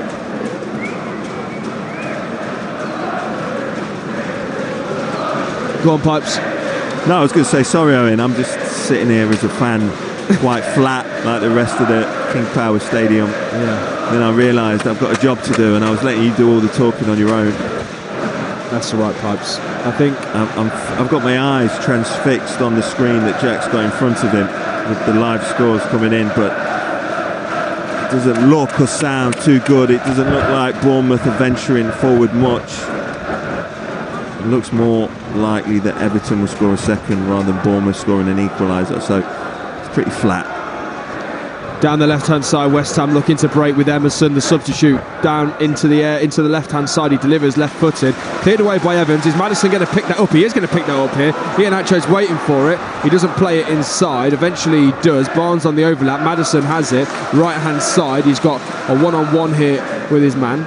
Rolls the ball onto his left foot and then right-footed plays it to Iheanacho, twisting, turning, and then dinks the ball through Cornet and Fornells to get Leicester the ball back.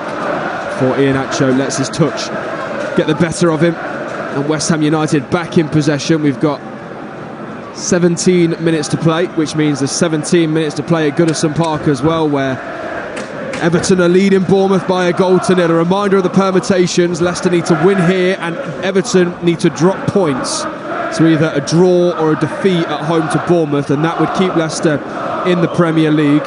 Anything but that sends Leicester down into the Championship on the final day. Leicester are holding up their end of the bargain.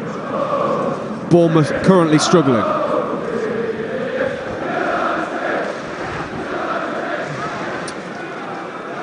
I mean, West Ham are still, footing the ball. Here they come with another dangerous attack.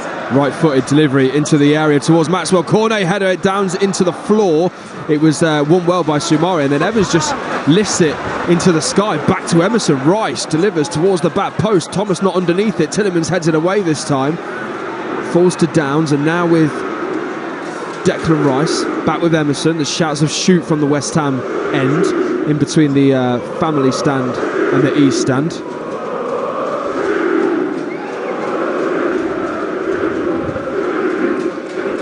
.16 minutes to play. here on BBC Radio Leicester Sport. Delivery by Fornals towards the back stick, going to be a delivery into Ings over the bar. Dug his foot into the ground to spin it goalwards on the corner of the 6-yard box.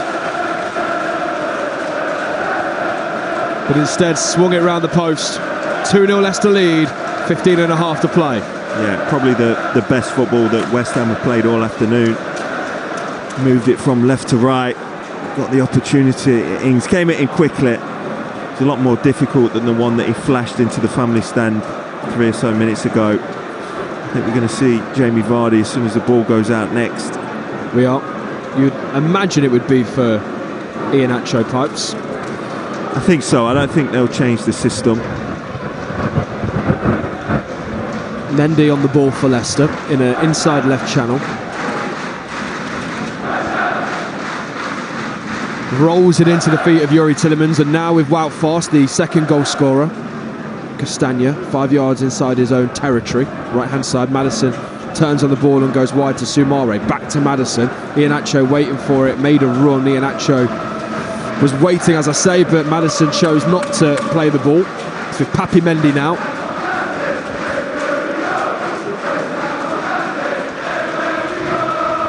Here is Tielemans, bypasses Soumare to find Castagna. Midway inside the West Ham half-back with Soumare. In an inside right channel, Maddison twisting, turning into the feet of Iheanacho. Iheanacho knocks it back off of Maddison. Maddison onto his right outside with right foot, and he takes a nick on the way through. Does he strike a goal? Out for a corner it goes, 2-0 Leicester. Well, he's been absolutely fantastic all afternoon. He really has, especially the second half. Another brilliant interchange between him and Iheanacho. Kelechi Iheanacho getting a standing ovation, and rightly so. And if the scores stay as they are here and at Goodison Park, it may be the last time we've seen him as well. On comes Jamie Vardy.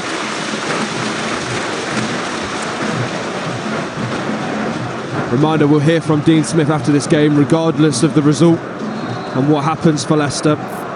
As Tielemans delivers the ball into the area, it's flicked away from the corner, picked up by Vardy in the box. Just loops it back to James Maddison.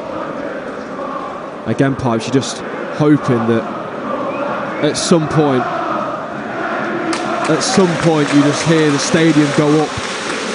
Yeah, it's all I'm waiting for. I just want it to erupt, because we'll know what that means. Corner for Leicester, won by Vardy down the right hand side. 13 minutes to play.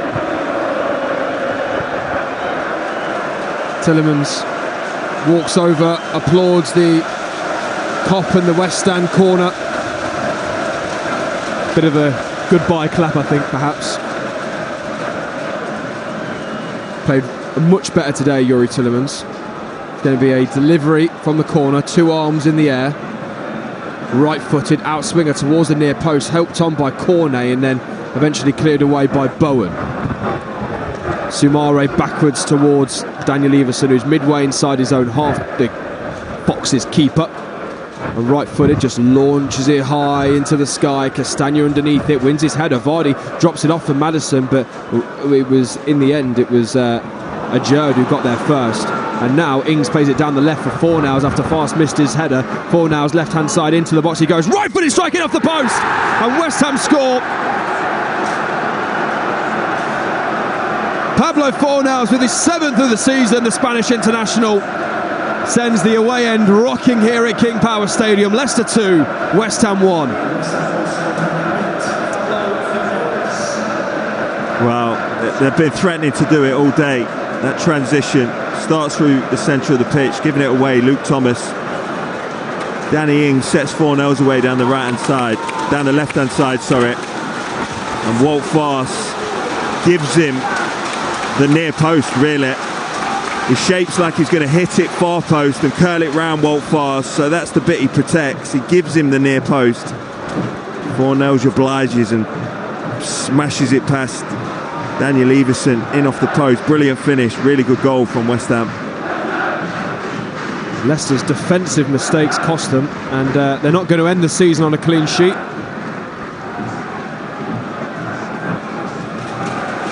Here is Wout Faes, just 5 yards outside his area, had to run to pick up Papi Mendy's ball. It's back with Daniel Everson, who, right-footed, just lifts it to the right-hand side. Cornet's going to get there ahead of Castagna. Cornet has it, picks it up, goes inside backwards to Emerson, another substitute, and then Fornals, the goal scorer, turns around the corner for Cornet, who dummied the run down the line and sold not only Castagna but his teammate as well.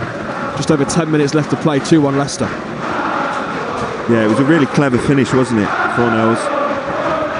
Hit it on the right-hand side, shaped like he was going to bend it round Wout Faes. There was some shouts from the Kop end for a second there, nothing being given. Looked like for a second they were celebrating. We had all the eyes turned round at us for a second to ask what is going on, but nothing as yet. Hey up! And now the crowd goes up. The crowd goes up. With 10 minutes to play, Someone keeps. Union FS are going wild. We'll get an update from Goodison Park shortly.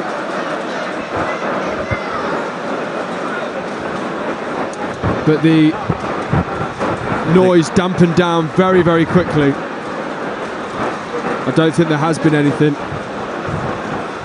But there's going to be... I think there's a couple of comedians in the crowd. Hey up! And hang on. Hang on. The crowd going up again. We're just waiting for confirmation as to whether there's anything happening. 9 minutes to play.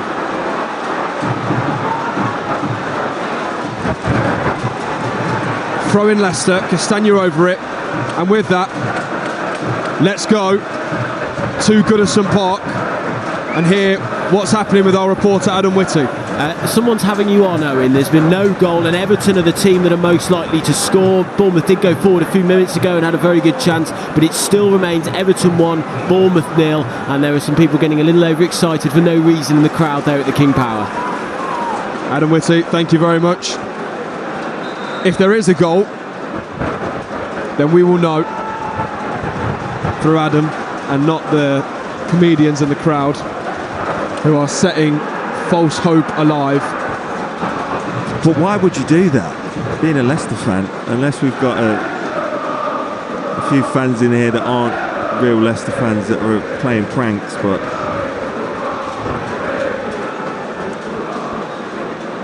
I mean, the disappointing thing is it doesn't even seem, from what we're hearing, like Bournemouth have got much chance of scoring. No. Maddison diving into blocker clearance forward by Emerson. 7.5 minutes remaining here on BBC Radio Leicester. Thank you for being with us. Thanks for being with us all season. At the moment, though, it looks like your Foxes are set to be relegated from the Premier League.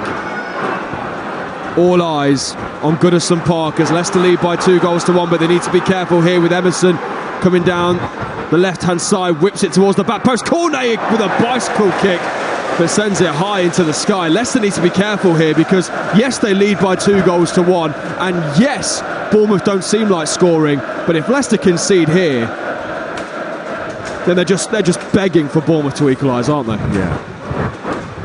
I mean, that's the last thing we want to happen. We've got to win this game and do our job. You know, Brentford have just scored against Man City. Wow. In the 86th minute. If anything can give Bournemouth hope, it's got to be that. Or maybe even the Leicester fans' hope at this stage. 6.5 to go as we bring you dedicated coverage of live Premier League football. Leicester City taking on West Ham United. The Foxes leading by 2-1. Goals from Barnes and Faes. Leicester pegged back a little by Fornals, and that leaves the score at 2-1. Manuel Lanzini going to be brought on for West Ham in a few moments' time as they look to try and push for an equaliser here. 6 minutes to play. Right-footed, Everson just launches it high into the sky. Underneath it, Ajerd is able to win it well. Fars heads it into the feet of Samare, twists and turns, goes backwards to Fars, who breaks the line into Maddison. Maddison gets his first touch wrong, can't win it back, and Maxwell Cornet comes away with the ball with bleached blonde hair.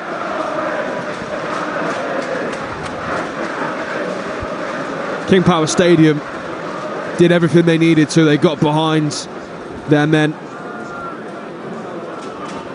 They sent the place rocking when Barnes scored and kept the support there, but now they're just a little bit flat.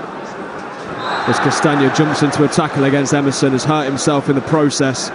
It's going to be a free kick for West Ham United, level with Leicester's 18-yard box. And there's a few people making their way to the exits, and I think resigned to what's about to happen. Change for West Ham, off goes Flynn Downs, on comes Manuel Lanzini for their fifth and final change, West Ham, with 5 minutes to go.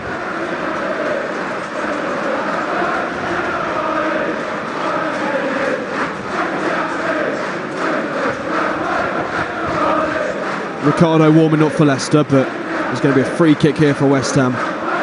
Fornals over it, Emerson walks off. One-man wall of Maddison, level with the edge of the 18-yard box, delivers into the area, Fast heads it, and it goes out of play over his head for West Ham's fifth corner of the game. They're 4 for the half.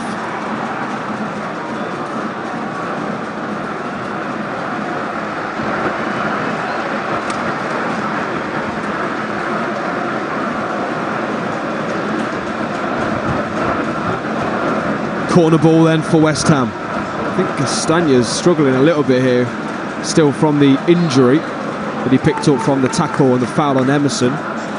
Delivery left-footed by Bowen in towards the head of Maxwell Cornet, but Vardy beats him in the air. Lanzini helps it into the sky under pressure from Mendy. Evans wins his header, and now Maddison has it. Barnes on the overlap on the right-hand side. Vardy waiting for it. Barnes delivers and has swung a ball into Vardy, but it hit Emerson. Looked like on the hand, but he kind of had his hands down by his side,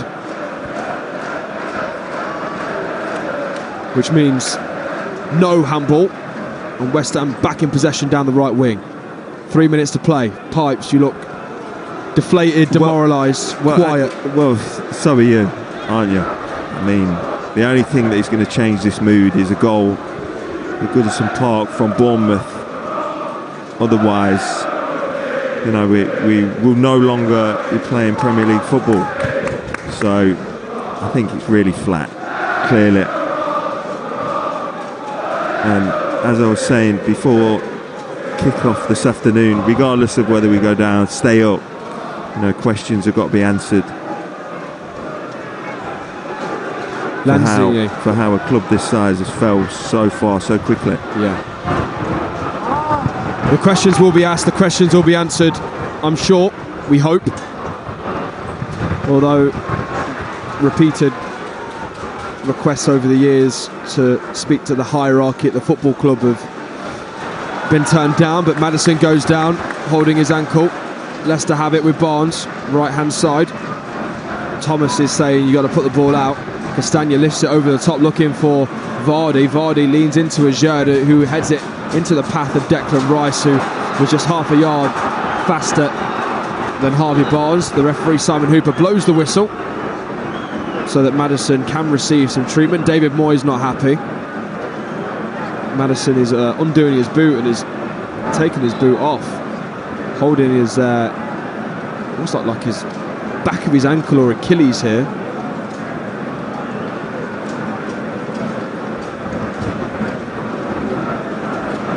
No one wouldn't. Well, Ings didn't touch him. This is something he's done whilst twisting and turning, isn't it, I guess?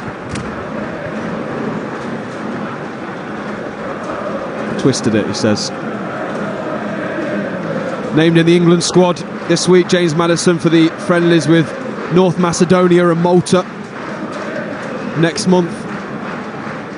Pictures of Kuntop and John Rudkin on our screens, and former Foxes centre-half Matt Elliott sat behind us.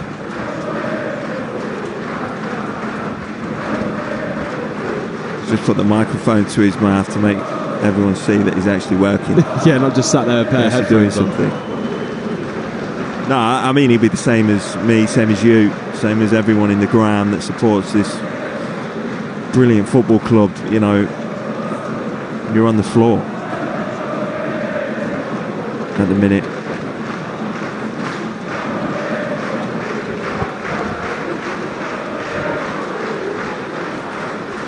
And that is the cue, Maddison's injury, for more and more people to make their way to the exits as an inevitable fate seems to be approaching the Foxes at this stage.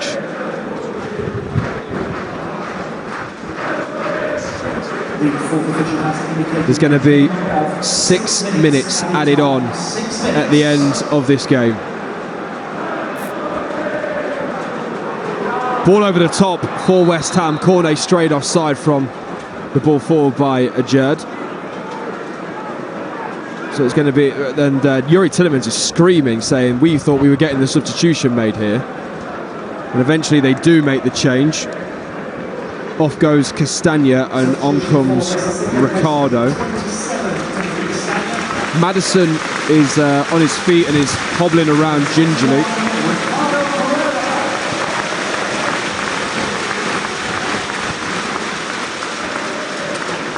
So, free kick Leicester. We're into added time here, so they must be into added time at Goodison Park, where Adam Whitty can bring us the latest on how Bournemouth are doing in their search for an equaliser. Yeah, 6 minutes of injury time. The board just raised, Owen. Incredibly tense at Goodison Park. Loads of fingernail biting, but Everton still on top. Bournemouth with the potential to catch them on the break, but it's still Everton 1, Bournemouth 0. And as it stands, Everton staying in the Premier League at the expense of Leicester City. Thank you very much, Adam Whitty. If anything changes, we'll bring it to you here on BBC Radio Leicester. We've played a minute of the 6 added on. Leicester leading here by 2-1. And King Power Stadium is silent, devoid of hope, devoid of belief, and staring at this stage over the cliff of the Premier League down into the murky waters of the Championship, and wondering how hard this fall, this plummet might hit them in the summer and next season. Well, I think it's going to hit very hard. It really is. I mean, what is it? 7th highest wage bill in the Premier League. Highest wage bill to ever be relegated. Yeah. You know, the loans that the club have got. So the parachute payments next season, you think, will be swallowed up by the loan repayments. We'll be able to recoup some money from player sales. You know, eight players out of contract that will leave for nothing. 7 more out of contract that will leave at the end of next season. So it'll be incredibly difficult to bounce back first time, I think. West Ham in possession. Ings spreads the play to Emerson. Emerson left-footed down the line into the feet of a West Ham player. Striker goal. Fornals looking for his second. Didn't beat Everson at the near post this time, over the bar. Leicester 2, West Ham 1. Well, that would have been the nail in the coffin. It really is great play from West Ham. In particular, Danny Ings picks Fornals out. Left-footed. Someone of his quality, I think he would have been expecting to at least hit the target. Thankfully, he got underneath it. And we're all just sitting here praying for a Bournemouth equaliser and a little bit of a miracle as time ticks away. I'm just looking at Joe Rafferty. Are we right in that Mr. Whitty was a little bit mistaken there with his numbers? There was 10 added minutes at Everton against Bournemouth and 6 added here. So we'll bring you the final part of that game live here on BBC Radio Leicester.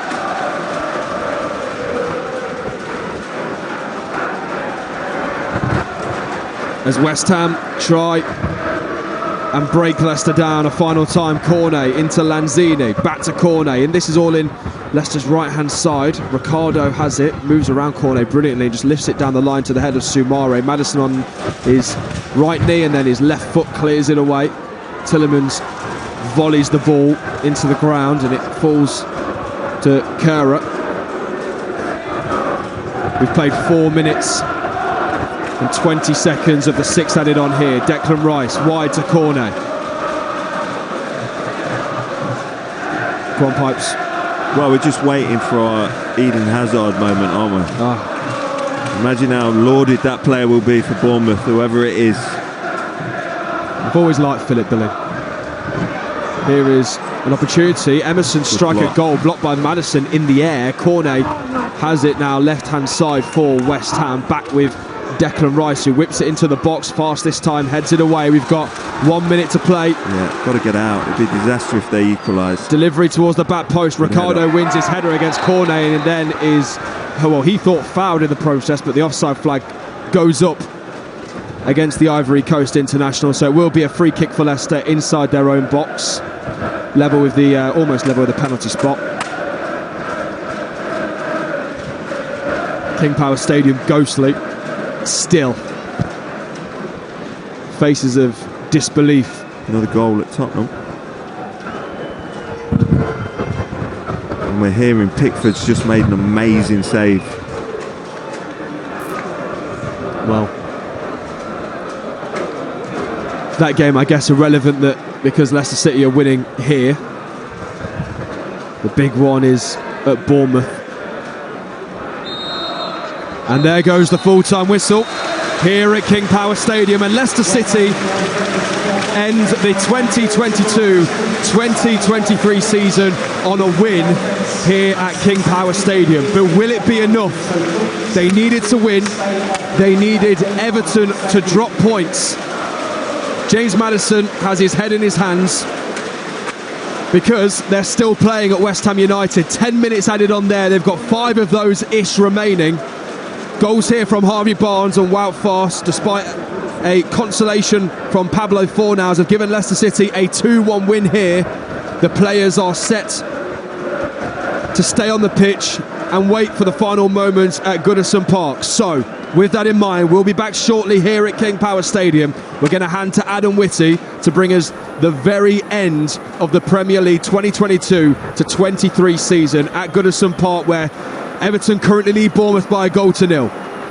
Yeah, Owen, so as you say, 10 minutes of injury time added onto the game at Goodison Park. It is currently Everton 1, Bournemouth 0. Abdoulaye Doucouré's fantastic right-footed volley is the difference at the moment, and that will mean that as it stands, Leicester City are relegated and Everton are staying up. The table looks like this: Everton on 36, Leicester 34, and then Leeds 31. They have been heavily beaten by Spurs. You're not missing anything at the moment. Everton are doing a very good job of time wasting as it stands. Kiefer Moore fouling Yerry Mina, the Everton centre-back. So the ball launched up. It is now deep in Everton's half. Onana winning the ball there. And the Bournemouth fans very quiet. The Everton fans really getting behind their team. Everton have had their chances, and as you heard Matt Piper saying a minute ago, Jordan Pickford pulling off a fantastic save, diving to his left off Vigna, right-footed volley which he caught perfectly, and Pickford pushed it away. So they have had their chances, Bournemouth, but it's still 1-0 to Everton, and they are staying up as it stands. They're just keeping the ball with Garner in the far side corner, deep in Bournemouth territory. But now Bournemouth have the ball and are coming up. Can they snatch this? And now they're on the break. Moore has made a too heavy touch there, and it's zoomed away from him. Tarkowski kicks it right-footed. Everton 1, Bournemouth 0. Bournemouth needing a goal, or Leicester need Bournemouth to get them a goal to stay in the Premier League. We are now 9 minutes into the 10 minutes of injury time. And Everton win a throw, do they, on the halfway line? Yes, celebrated by Onana like there's a goal. So a reminder, Leicester City at the moment, because of Everton's victory, are getting relegated. They're on 34, Everton on 36 as it stands. Hands on the heads of the supporters at Goodison Park. Few chanting, few have got their radios up against their ears.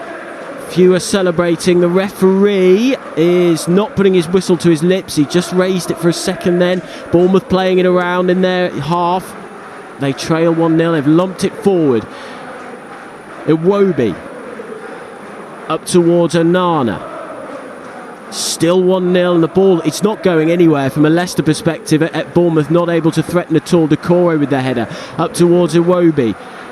And it's a throw in again to Everton near the halfway line. Bournemouth just unable to get anywhere near the ball. We've had the 10 minutes of injury time here at Goodison Park. If you're just joining us, Leicester City winning by 2-1 against West Ham. But because of the result here, or because of the scoreline here where Everton lead Bournemouth by 1-0, it will be Leicester City who are relegated. And they're just wasting time. They've missed absolutely nothing in the past 30 to 40 seconds. Everton just taking their time for every moment. They launch a throw down the field, it goes straight off down the line, and Bournemouth will have possession deep in their own territory once again. We're now into the 11th minute of injury time, but because Everton have taken so long, there was a big stoppage because of an injury to Jordan Pickford. We are still going. Everton still holding on as they hope to remain in the Premier League. They've had an awful season. They've had several awful seasons, but they might just nick it once again. Tackle in the centre of the field by an Everton player wins Bournemouth a throw, and there it is, full time. Everton have won here by 1-0. They remain in the Premier League, and Leicester City are relegated from it. So it's finished 1-0 here, Owen. Massive celebrations, a pitch invasion at Goodison Park. Jubilant scenes there, and I'd imagine the result just filtering through at the moment to Leicester City fans. I'll hand back over to you, but full time, Bournemouth 0, Everton 1. Everton stay in the Premier League. Thank you, Adam Whitty. After 9 Premier League seasons, Leicester City have been relegated to the Championship. The story the club has told in the time they've been in the Premier League has been as magical as it's been romantic. But all Shakespearean tales must come to a dramatic, drawn-out and cruel end. Now, the board, the managers and the players must face the music and be accountable for their part in this incredible fall from grace, which has seen Leicester become only the second team to ever win the Premier League and to be relegated from it. This era of this football club feels like it's come to an end, a very sad end, but it's one where lessons must be learnt. And right now this football club is staring into the abyss, over the cliff of the Premier League, towards the murky swamp of the Championship, and wondering what might come next. Full time here at King Power Stadium. Leicester City have beaten West Ham United, but it wasn't enough. And Leicester City have been relegated to the Championship. Here are the closing thoughts and the reaction to that news from former Foxes winger Matt Piper.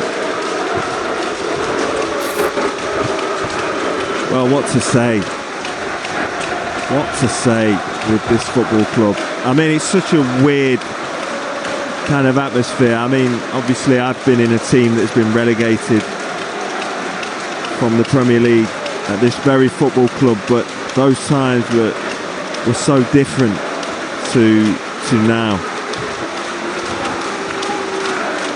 You know, I mean, there's a ripple of support, applause from the crowd. Most have stayed in, but a lot of people don't know whether to boo or clap, but like I said a few weeks ago, there's just a very sad feeling at the minute around this football club. And you know, those internal investigations will have to go on. It's a brilliant football club. It will go forward, but there needs to be big changes at this football club. Clearly that's going to happen with the playing squad. It needs to happen with the managerial squad. I think it needs to happen all the way through the football club, because what we've witnessed in the last sort of 12 to 18 months, and especially this season, is nowhere near good enough. You know, the way contracts have been able to run down, and those players are still able to,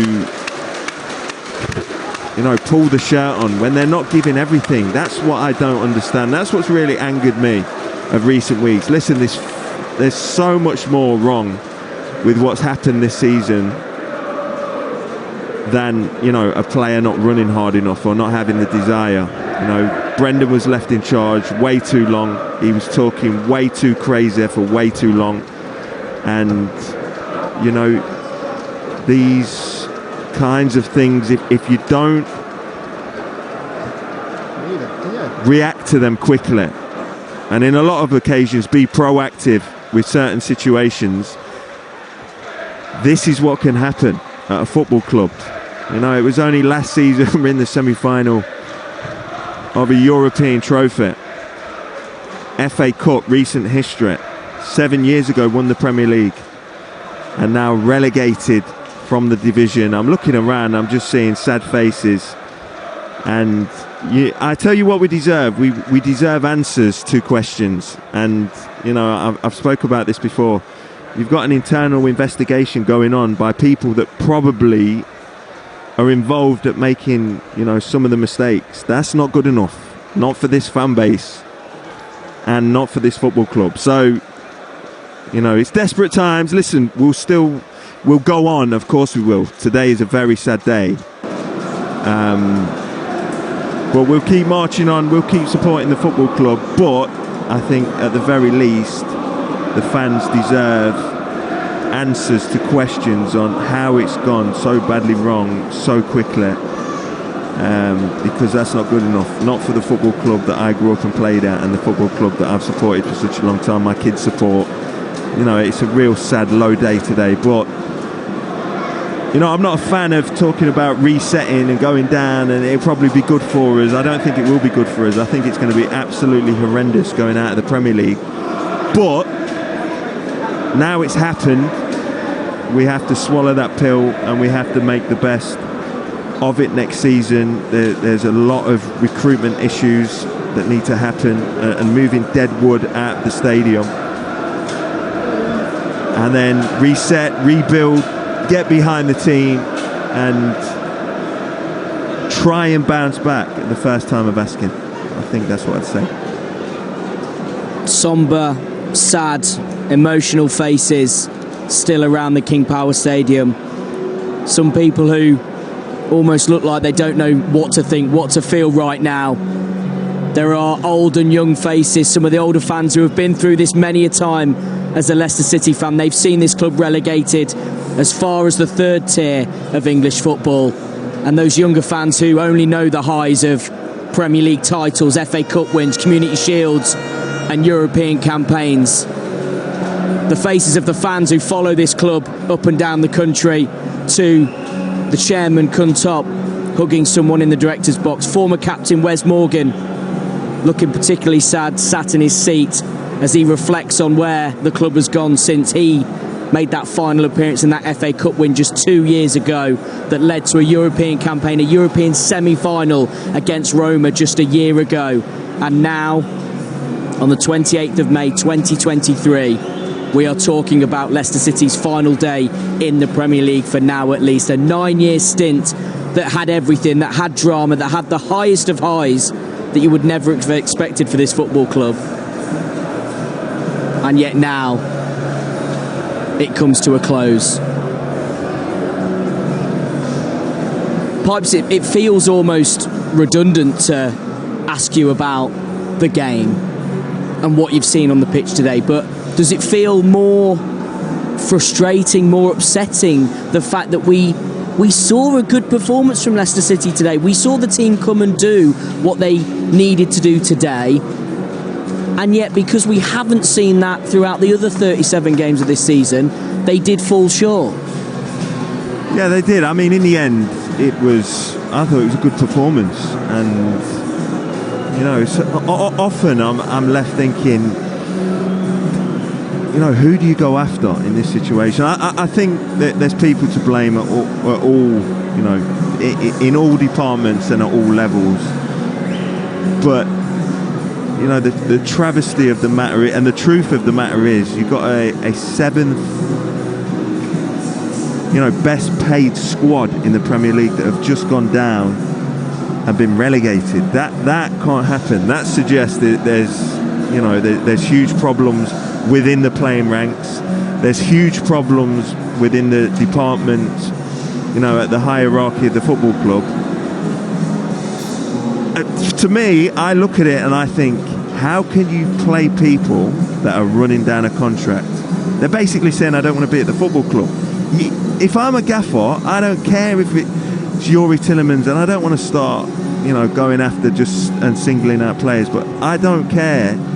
If you're showing me you don't want to be at a football club, how are you going to give everything for that shirt? How are you going to do it?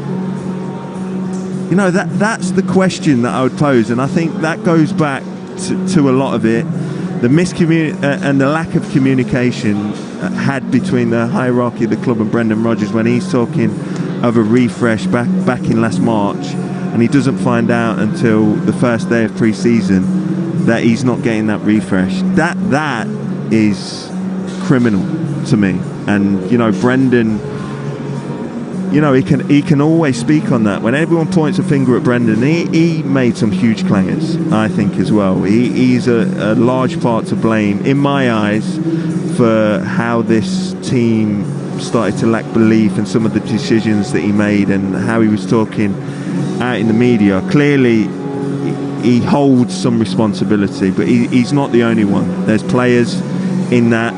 There's, the boardroom in that. And I hate to say it because, they've been wonderful for us, and he's a wonderful,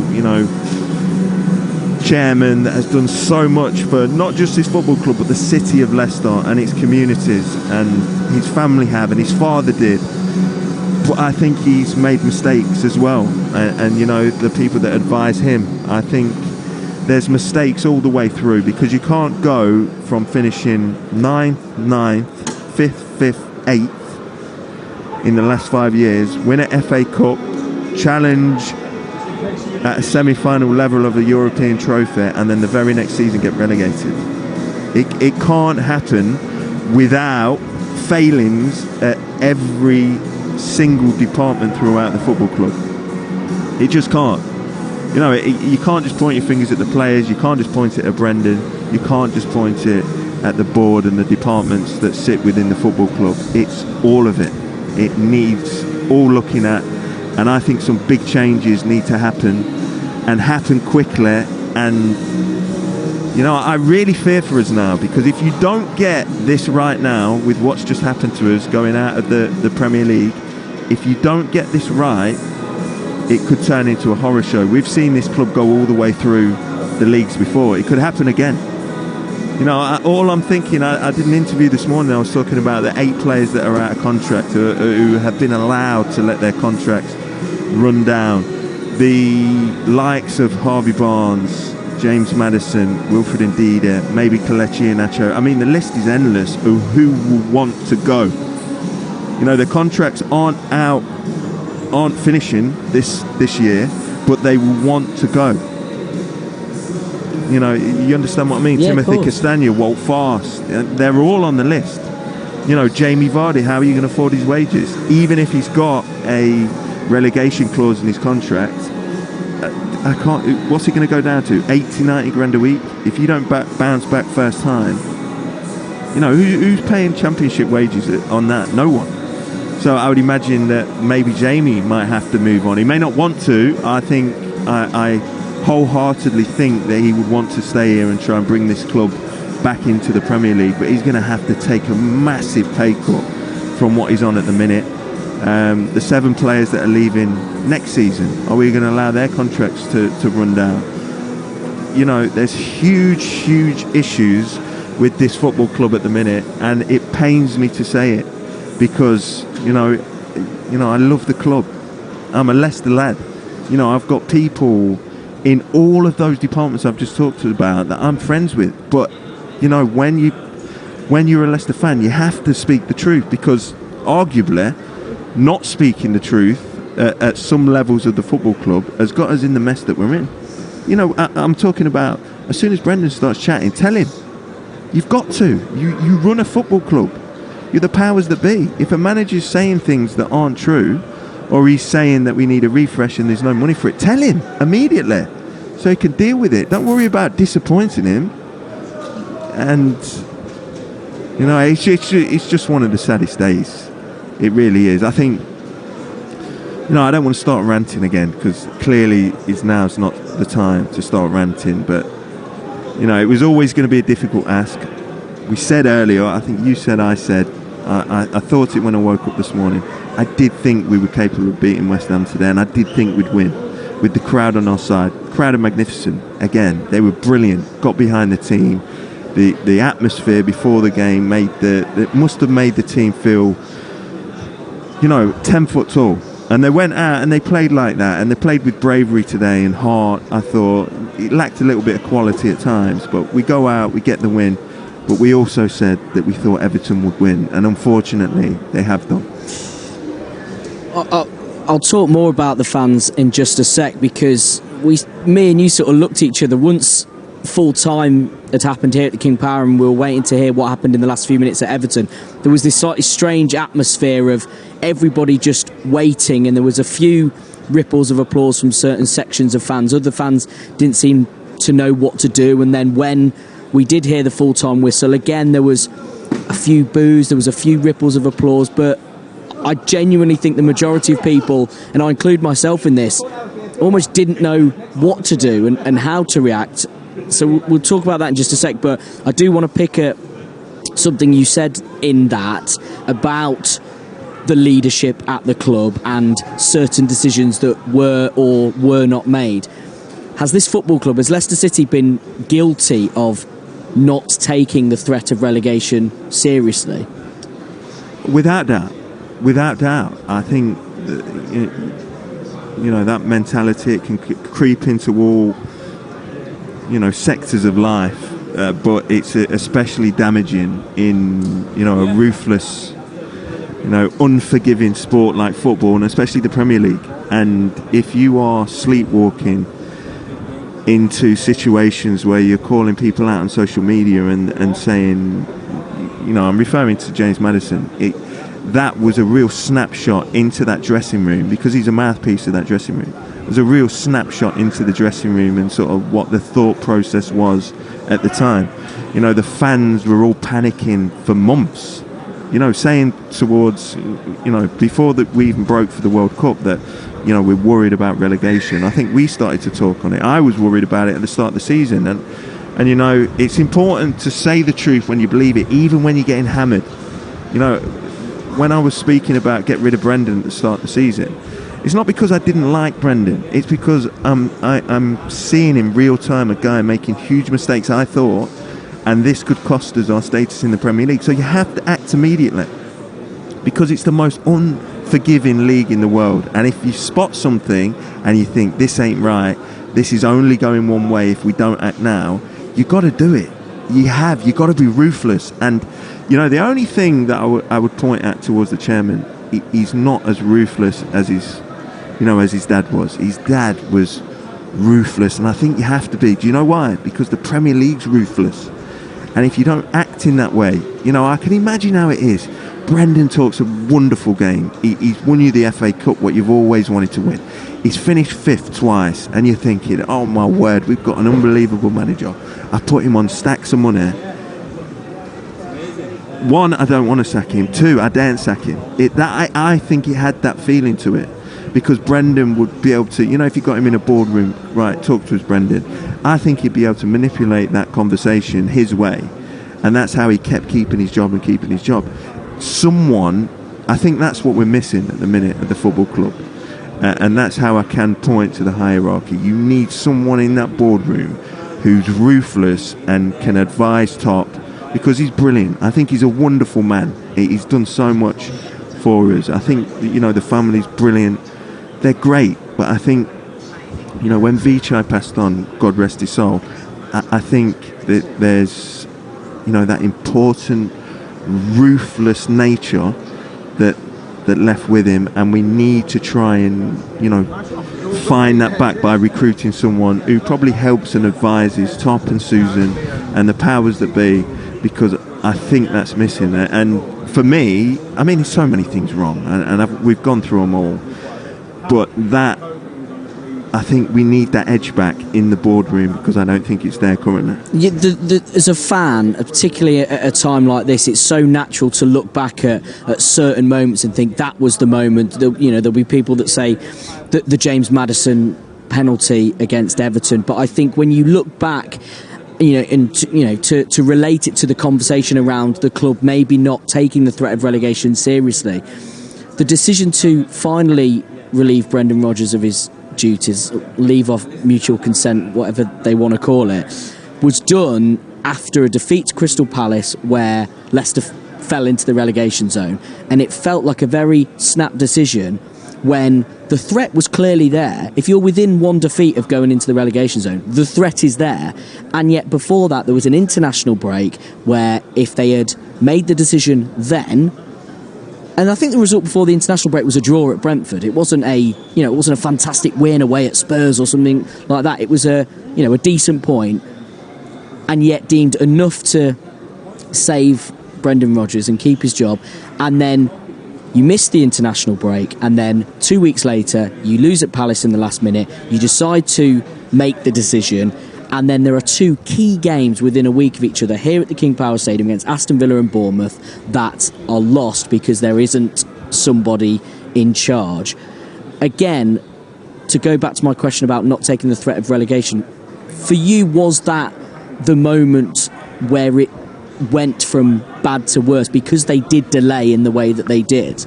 Yeah, and I think, you spoke about it, we speak about it as friends and fans of the club, and not just work colleagues, and the fact that we work in the media, that the dithering, I call it dithering, the dithering that happened at the early parts of the season, and clearly if you leave someone in charge long enough, he's going to get a win, or he's going to get, something's going to happen, and that's what happened at the earlier part of the season. But if I was chairman, or I was advising the chairman, Brendan would have gone early part of the season. I think the game where I really lost my faith in him of leading this club forward, I think was the Brighton game. It would have gone. After the Brighton game, I don't care what we've got to pay him, because, leaving the Premier League is going to cost you way more than paying Brendan off at that point. And that's what would have been in my mind. And that would have allowed us not to dither at later junctures in the season. And it's sort of like Brendan always just did enough in the mind of clearly the owner to keep his job a little longer, and that's what's killed us. That's what's really, hampered us this season, and that's why really good owners, they make decisions quickly and they're ruthless with it, because that's what the Premier League's like. And I think we've dithered and we've sleepwalked into this situation now, and listen, I still support the club. We've got to get behind the team. We don't know what that team's going to look like next season. So many players will leave. I hope that certain ones stay. I think, you've got to keep, the young lads, some of the young lads, I'm talking Keenan Dewsbury Hall, I'd probably make him captain, and I'd show a real importance on, building a team, with him and around him, and Luke Thomas, and hopefully some of the other fringe players that didn't get much of a game but are still under contract will play. Have to get rid of the deadwood. You have got to be ruthless with the deadwood that aren't going to play, that you don't see a future with. You can't leave them on big contracts. Pay them off if you have to. Get them out the door. I'm talking Vestergaard, I'm talking Bertrand. I'm not being nasty to these guys. They just wouldn't, or they shouldn't be in plans of the rebuild for next season. You want young, hungry players that, as I've spoken about before, that when they pull the shirt on, they feel a pride and they feel a duty to the great Leicester fans that come in the stadium, and they want to excite them week in, week out, and they want to prove to them how proud they are to wear the shirt. That's what we need. If anyone says, I'm not signing a new contract, I'm going to let it run down. I'm talking about the 7 that are finishing next season. You've got to get them on. You've got to let them go. You've got to, if you have to, reduce the prices and sell them. You've got to recoup that money, build it with a hunger and a passion and a desire to want to go and prove people wrong and go and prove that, you know, I play for the Leicester City, former Premier League champions, former FA Cup winners of recent history, and I want them times to come again. Those players have to have that. And, you know, while we're at it, let's address the elephant in the room. We've got an unbelievable training ground. But I don't think I've said it on the radio before. There's no hunger in paradise. There is no hunger in paradise. I think when we move training ground, some of the players have clearly lost a little bit of hunger. Everything gets done for them. For goodness sake, Brendan told us a story. I don't think he told it on air, but he told a story that he's had to start getting people to pick the plates up off the players, so at least they're doing something. That would never happen. Never happen. Under my watch, under anyone's watch that's got anything about them, you cannot start treating professional footballers like that, because then it will be that we're fine mentality. Everything gets done for me. There is no hunger in paradise, and that's what we had, and that's what the motto of this club was built on when we was at Beaver Drive and Birch. Look, he's still got it. He was on the pitch, rallying cry. He still believes it. He's got the heart. You know, there's individuals around this football club that have got that heart, and I just think we missed it desperately this season in the playing squad, in the manager at times, and you know, that's for me where it's fell down. Especially when the whole success of the football club over the recent years has been built on this mantra of we're the underdogs and we're gonna take down the elite, we're gonna take down the hierarchy. As you say, if you've got the greatest training ground in the land, you're hardly the underdogs. I know, and but no one wants to say it. I'll say it. I'll be the bad guy. Everyone could point fingers at me and say, I can't believe he just said that, out of order. Because what King Power Group have done and what the football club have done in investing in such a brilliant facility is amazing. But it's created, especially with the group of players we've got, I think it will be amazing for us in the future. Of course, I'm not saying we've wasted 100 million and we should move back to Beaver Drive, but the culture now that has been created at this football club with this group of players, and maybe this is what Brendan saw. You know, he's telling us, oh, I have to get the players to take their own plates back. But what's that? What is that? What kind of culture are you creating when you build this magnificent thing and then, you know, the players don't have to do nothing? Everything's done for them. Do you know what I mean? Mm-hmm. And that's where I believe that it's fell down a little bit at this football club, that the hunger that allowed us to punch above our weight for so long was lost. And I'm not saying the training ground's a mistake, but if you get something like that, you have to figure out a way to create a culture inside that building that can still keep breeding hungry players. Now, clearly, that's, you know, the kids that are coming through the academy. I hope they're not, you know, influenced or harmed in any way by what I'm talking about. And, you know, they keep the belief and they do have the hunger. And it's all about pride. It's about pride in pulling on that shirt and playing for this wonderful football club. If you've not got that, and you know, players have showed us they've not had that this season, you can run around and you can close down. But if you want to leave, you're better off sitting that guy out of the team. You're just better off, aren't you? Mm-hmm. Is he going to be the same player as if you know, I want to play for this club, I sign a contract? Brendan's telling us, you know, at the start of the season, he's an ultimate professional. Tillemans, he is, but he's already made his mind up. He don't want to be here. So, sorry, mate, you can't get in my... I'm not putting you in my first 11. It makes a huge difference. It's important to have the pride to wear the shirt, because that can give you an extra 10%. Can make you a little more aggressive, a little more front-footed. And I think that's what we've missed this season. And that's how I would explain going from European semi-finalists finishing 8th to relegated. You know, it only takes a few percentage off in this Premier League, and that's why I've said before, it's so unforgiving. It is a case, and we've seen it with Leicester City. If you stand still, you're in effect going backwards because there is so much money in the Premier League. You see teams like Leeds who have gone down as well, splashing the cash. You see Forest, just getting promoted, buying all these players. Have we seen the worst possible example of that with Leicester City? The fact that in the Premier League, if you stand still, you effectively go backwards. Yeah, I think so, and we've seen it. We've seen it with clubs over the years. If you can't have really good recruitment, which we had clearly under Ranieri and Pearson, the season we won it, you're going to struggle because if you can't afford to spend with the big guys, you have to find ways of bridging that gap. And I think Brendan, nearly pulled that off for 2 of those seasons, finishing 5th. Yes, arguably should have finished in the top 4. You've seen how sweet it was the other night for those Newcastle fans when we're up there, and they, at the minute, yes, they've got all the money, but they haven't invested as much as some of the teams that they beat to that top 4 position. So, they've recruited really well, I think, with some of the signings that they made, and clearly the manager. We're going to have a reset now. That's what this is going to have to be. But I hope it is built around, hungry players with the desire to wear the shirt, because that is important, and that's what at times can bridge gaps that money can't do.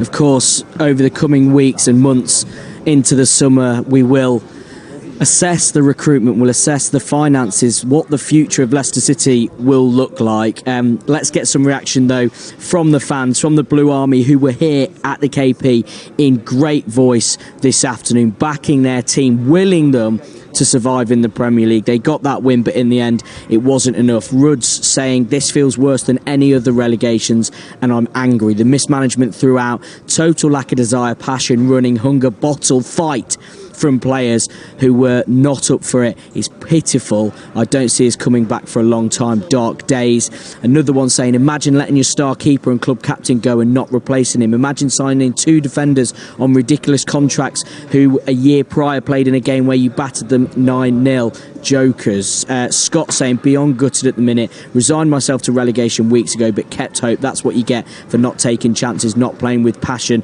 Also says our season defined in 4 words, too little too late. Steve simply says pain.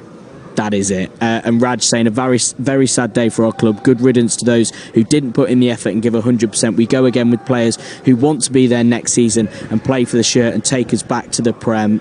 We can get more reaction now from a fan. This is Tom from Leicester Fan TV. Absolutely gutted. Gutted that we've been relegated from the Premier League tonight. It's a shame that we didn't play like how we did today in the other 37 games, because if we had, we wouldn't have got relegated. We would have been fine and we would have been sitting in the Premier League for another season, but we haven't. And if you look back over the season, you deserve to probably get relegated if you're going to lose twice to the bottom club, Southampton. That's 6 points just lost straight away. 6 points that would have kept us up in the league. But, time for dwelling is going to happen over the summer, and a massive, massive inquest to what happened this year has to happen from top to bottom. And that don't just mean players have to leave and, who will leave and go and we refresh. That means board members have to be asked questions about. Susan Whelan, John Rudkin, those people as well need to have their jobs looked at and scrutinised for the reason was Leicester City getting relegated tonight. Not just Brendan Rodgers, not just the players, the board as well.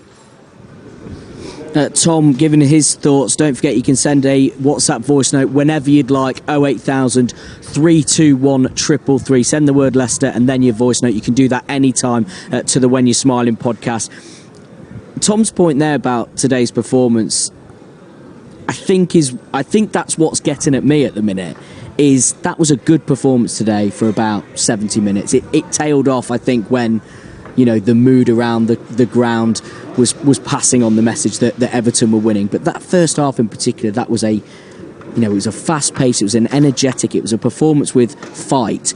And you looked at that and you thought, where has this been all season? Because they looked like quality players who should have been fighting to get into Europe, not scraping for the relegation and for their lives. Yeah, well, they are quality players. I thought Maddison was brilliant today.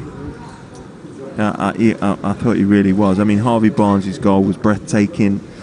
And there was fight and there was desire today. And you are questioning the fact, why wasn't that there? throughout the season, and it will take someone a lot cleverer than me to be able to put their finger on it. It will take some honesty, I think, from behind the scenes and inside the dressing room. I think that would be really important for the club to do, to give the fans some closure really on the situation. I don't want just a tick box exercise of I think they said that the review was going to be done by John Rudkin and Susan Whelan. I don't know how that is going to help us. I think we need some honesty from within the ranks, and it needs to be scrutinised properly, because how you can go from what we've been used to seeing with the similar squad, and yes, as soon as the manager starts saying it's gone, it needs a refresh, it means that it's gone stale in there, and he can't get the same tune out of the players. So he tried to force the club's hand to give him some money. They didn't do that. If you're not going to back him at that point, you've got to let him go. And for me, that is probably the big decision that then was the catalyst for everything else. I think once Brendan, because he was doing that, I was saying comments like, he's now not talking to us anymore, he's talking to a future employer, basically saying they're not backing me, so don't blame all this on me, because this will go wrong, because it had gone stale for him. So at that point, if you're not backing him, you got to sack him. You have to. It's the only way forward, and that's why I really got behind that thought process.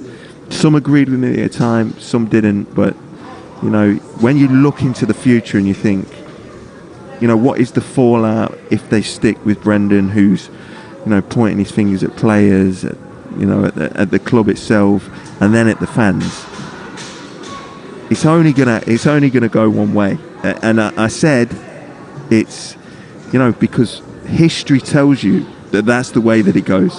I've never ever known a manager, and I think I likened it to when we beat Southampton 9-0, Ralph Hasenhüttl. The difference there was he wasn't talking down about his team. He said we need to work harder as a group, and he kept himself within the accountability of the argument. Brendan took himself out of it. It's not me. The club haven't backed me. I told them they need a refresh. We're going to struggle this season. Imagine hearing that all pre-season. I can only imagine. I'm a player and my gaffer's saying, we're going to struggle. I'm looking around the dressing room, I'm seeing Maddison, Barnes, all the players that we've just won an FA Cup with, that we've just got to a European semi-final with, playing Roma. And your manager's saying we're going to struggle. But there's a clear disconnect, isn't it, between the message from the club and the message from Brendan Rodgers. Brendan Rodgers was talking about, having this refresh, this revamp. I need money, and then the club was saying, well, there isn't the money. But also, just if that message is coming out, that is in effect critical of the club, there is a clear disconnect. And in the same with the squad, if there are players who are not willing to sign a contract and pledge their future to the club, there is a disconnect. So as you've made this point multiple times, if they're not committed to the club, then there is going to be a disconnect in how they play and how they perform and how they coach and how they run their daily lives and do their work. So much of the club's success has been built on a collective idea over the years. You think back of the Nigel Pearson team, we hear of the players that were involved in the Great Escape, and they all said we are not going down, and they had this collective message, and it didn't feel like that was just for the cameras and what was being said. And yet it has felt, certainly since the start of this season, but you would say for a while, that there has been disconnects around the club between certain people and what they are saying and what is happening. Yeah, I would totally agree. I mean, we're not privy to what's on the inside at the football club. You hear rumours every now and again that there may be a disconnect between some of the playing squad and these sort of fractions within the dressing room. None of them have been confirmed, but you sort of look at it and you think you can see it, especially in a struggling season. It is very tense inside a team that's fighting down the bottom end of the table, and then You've got a lack of decision making, I think, at a higher level. You've got a manager that's being allowed to sort of run wild. I would go that far with some of the conversations that he was having out with the media. And, you know, a very lower level. Because all football is, even at a higher level, it's the same as real life and making decisions in real life. So I just, run my academy, and if the players know that if you turn up late and you haven't got the respect to get there on time, if there's not a valid reason, the bus leaves. You're going to get left behind. You don't play because it allows you to then get on time. You have to have standards that you set that players have to adhere to. And another thing is, if I'll say to a kid, do you want to play? I don't want to play because I want to go and, it's a total different level, but I don't want to play. As soon as he says he don't want to play, or, he's not, I think we've got the manager. We have got the manager, yeah. We can cross over to Dean Smith, who's with Owen. Thank you very much, Jack. Dean, we're live on BBC Radio Leicester. Leicester City relegated from the Premier League. How do you assess that just moments after the full-time whistle and what the mood was like in the changing room after that game? As you can imagine, everybody's devastated, obviously. 38 games, you end up where you should be. I've only had a short sample size of what I've seen. I always felt coming in for the 8 games that we'd probably need 11 points, at least 11 points, and we've probably left 2 out there. So, in terms of, my impacts, I failed in terms of getting that, and I'll look back at maybe the Leeds and Everton games as maybe 2 that got away, but hindsight's always a wonderful thing. Our performance today was good. We won the game, we did what we had to do, but we didn't get results elsewhere, and ultimately that's why we've gone down. What was the reaction like from the players? Are they hurting? Yeah, they're hurting. I think everybody associated with Leicester City is going to be hurting. It's not a nice experience. It's not nice for anyone. The one thing I can say, from the time I've been here, from the owner down, it's an elite level club. And life gives you knocks, and your job is to bounce back. And I have no doubts this club will bounce back. I guess the problem is that it hasn't been elite enough this season, has it, because of the relegation? I wonder, when you look at this squad, and I think it's the most expensive squad ever assembled to be relegated, with the highest ever wage bill as well to be relegated out of the Premier League. How does that happen? How would you explain how that kind of thing happens? I don't think I'm the person to explain it. I wouldn't know what the wage bill was. I wouldn't know who was out of contracts. I'm not been privy to them conversations. My job was to come in for 8 games and 7 weeks and look to save the club from relegation. Ultimately, I failed on that, but that will be for other people to answer. Looking back on the time you've had here with the 8 games and the 7 weeks you've been in, have you got any regrets about your time? No, not regrets. On reflection, maybe, as I say, them 2 games are probably the ones where points got away. Leeds and Everton. I always felt we'd probably get a point away at Fulham, and we got beat, but we got a point at Newcastle where I didn't expect us to get anything. But I expected us to win our home game. So Everton was probably the biggest knock here, where it would have given us 2 extra points and taken 2 from them. What needs to change now at this football club in order for them to bounce into the Premier League? I think there's going to be change in sight. From what I believe, there's a lot of contracts up anyway, so there's going to be change here anyway. But the biggest thing that I've seen since I've been here, and looking from afar before I came here, was that there was a massive togetherness at that club, and that connection can't leave. Between the supporters, between the players and the staff. It's at times like this that you need it more than ever.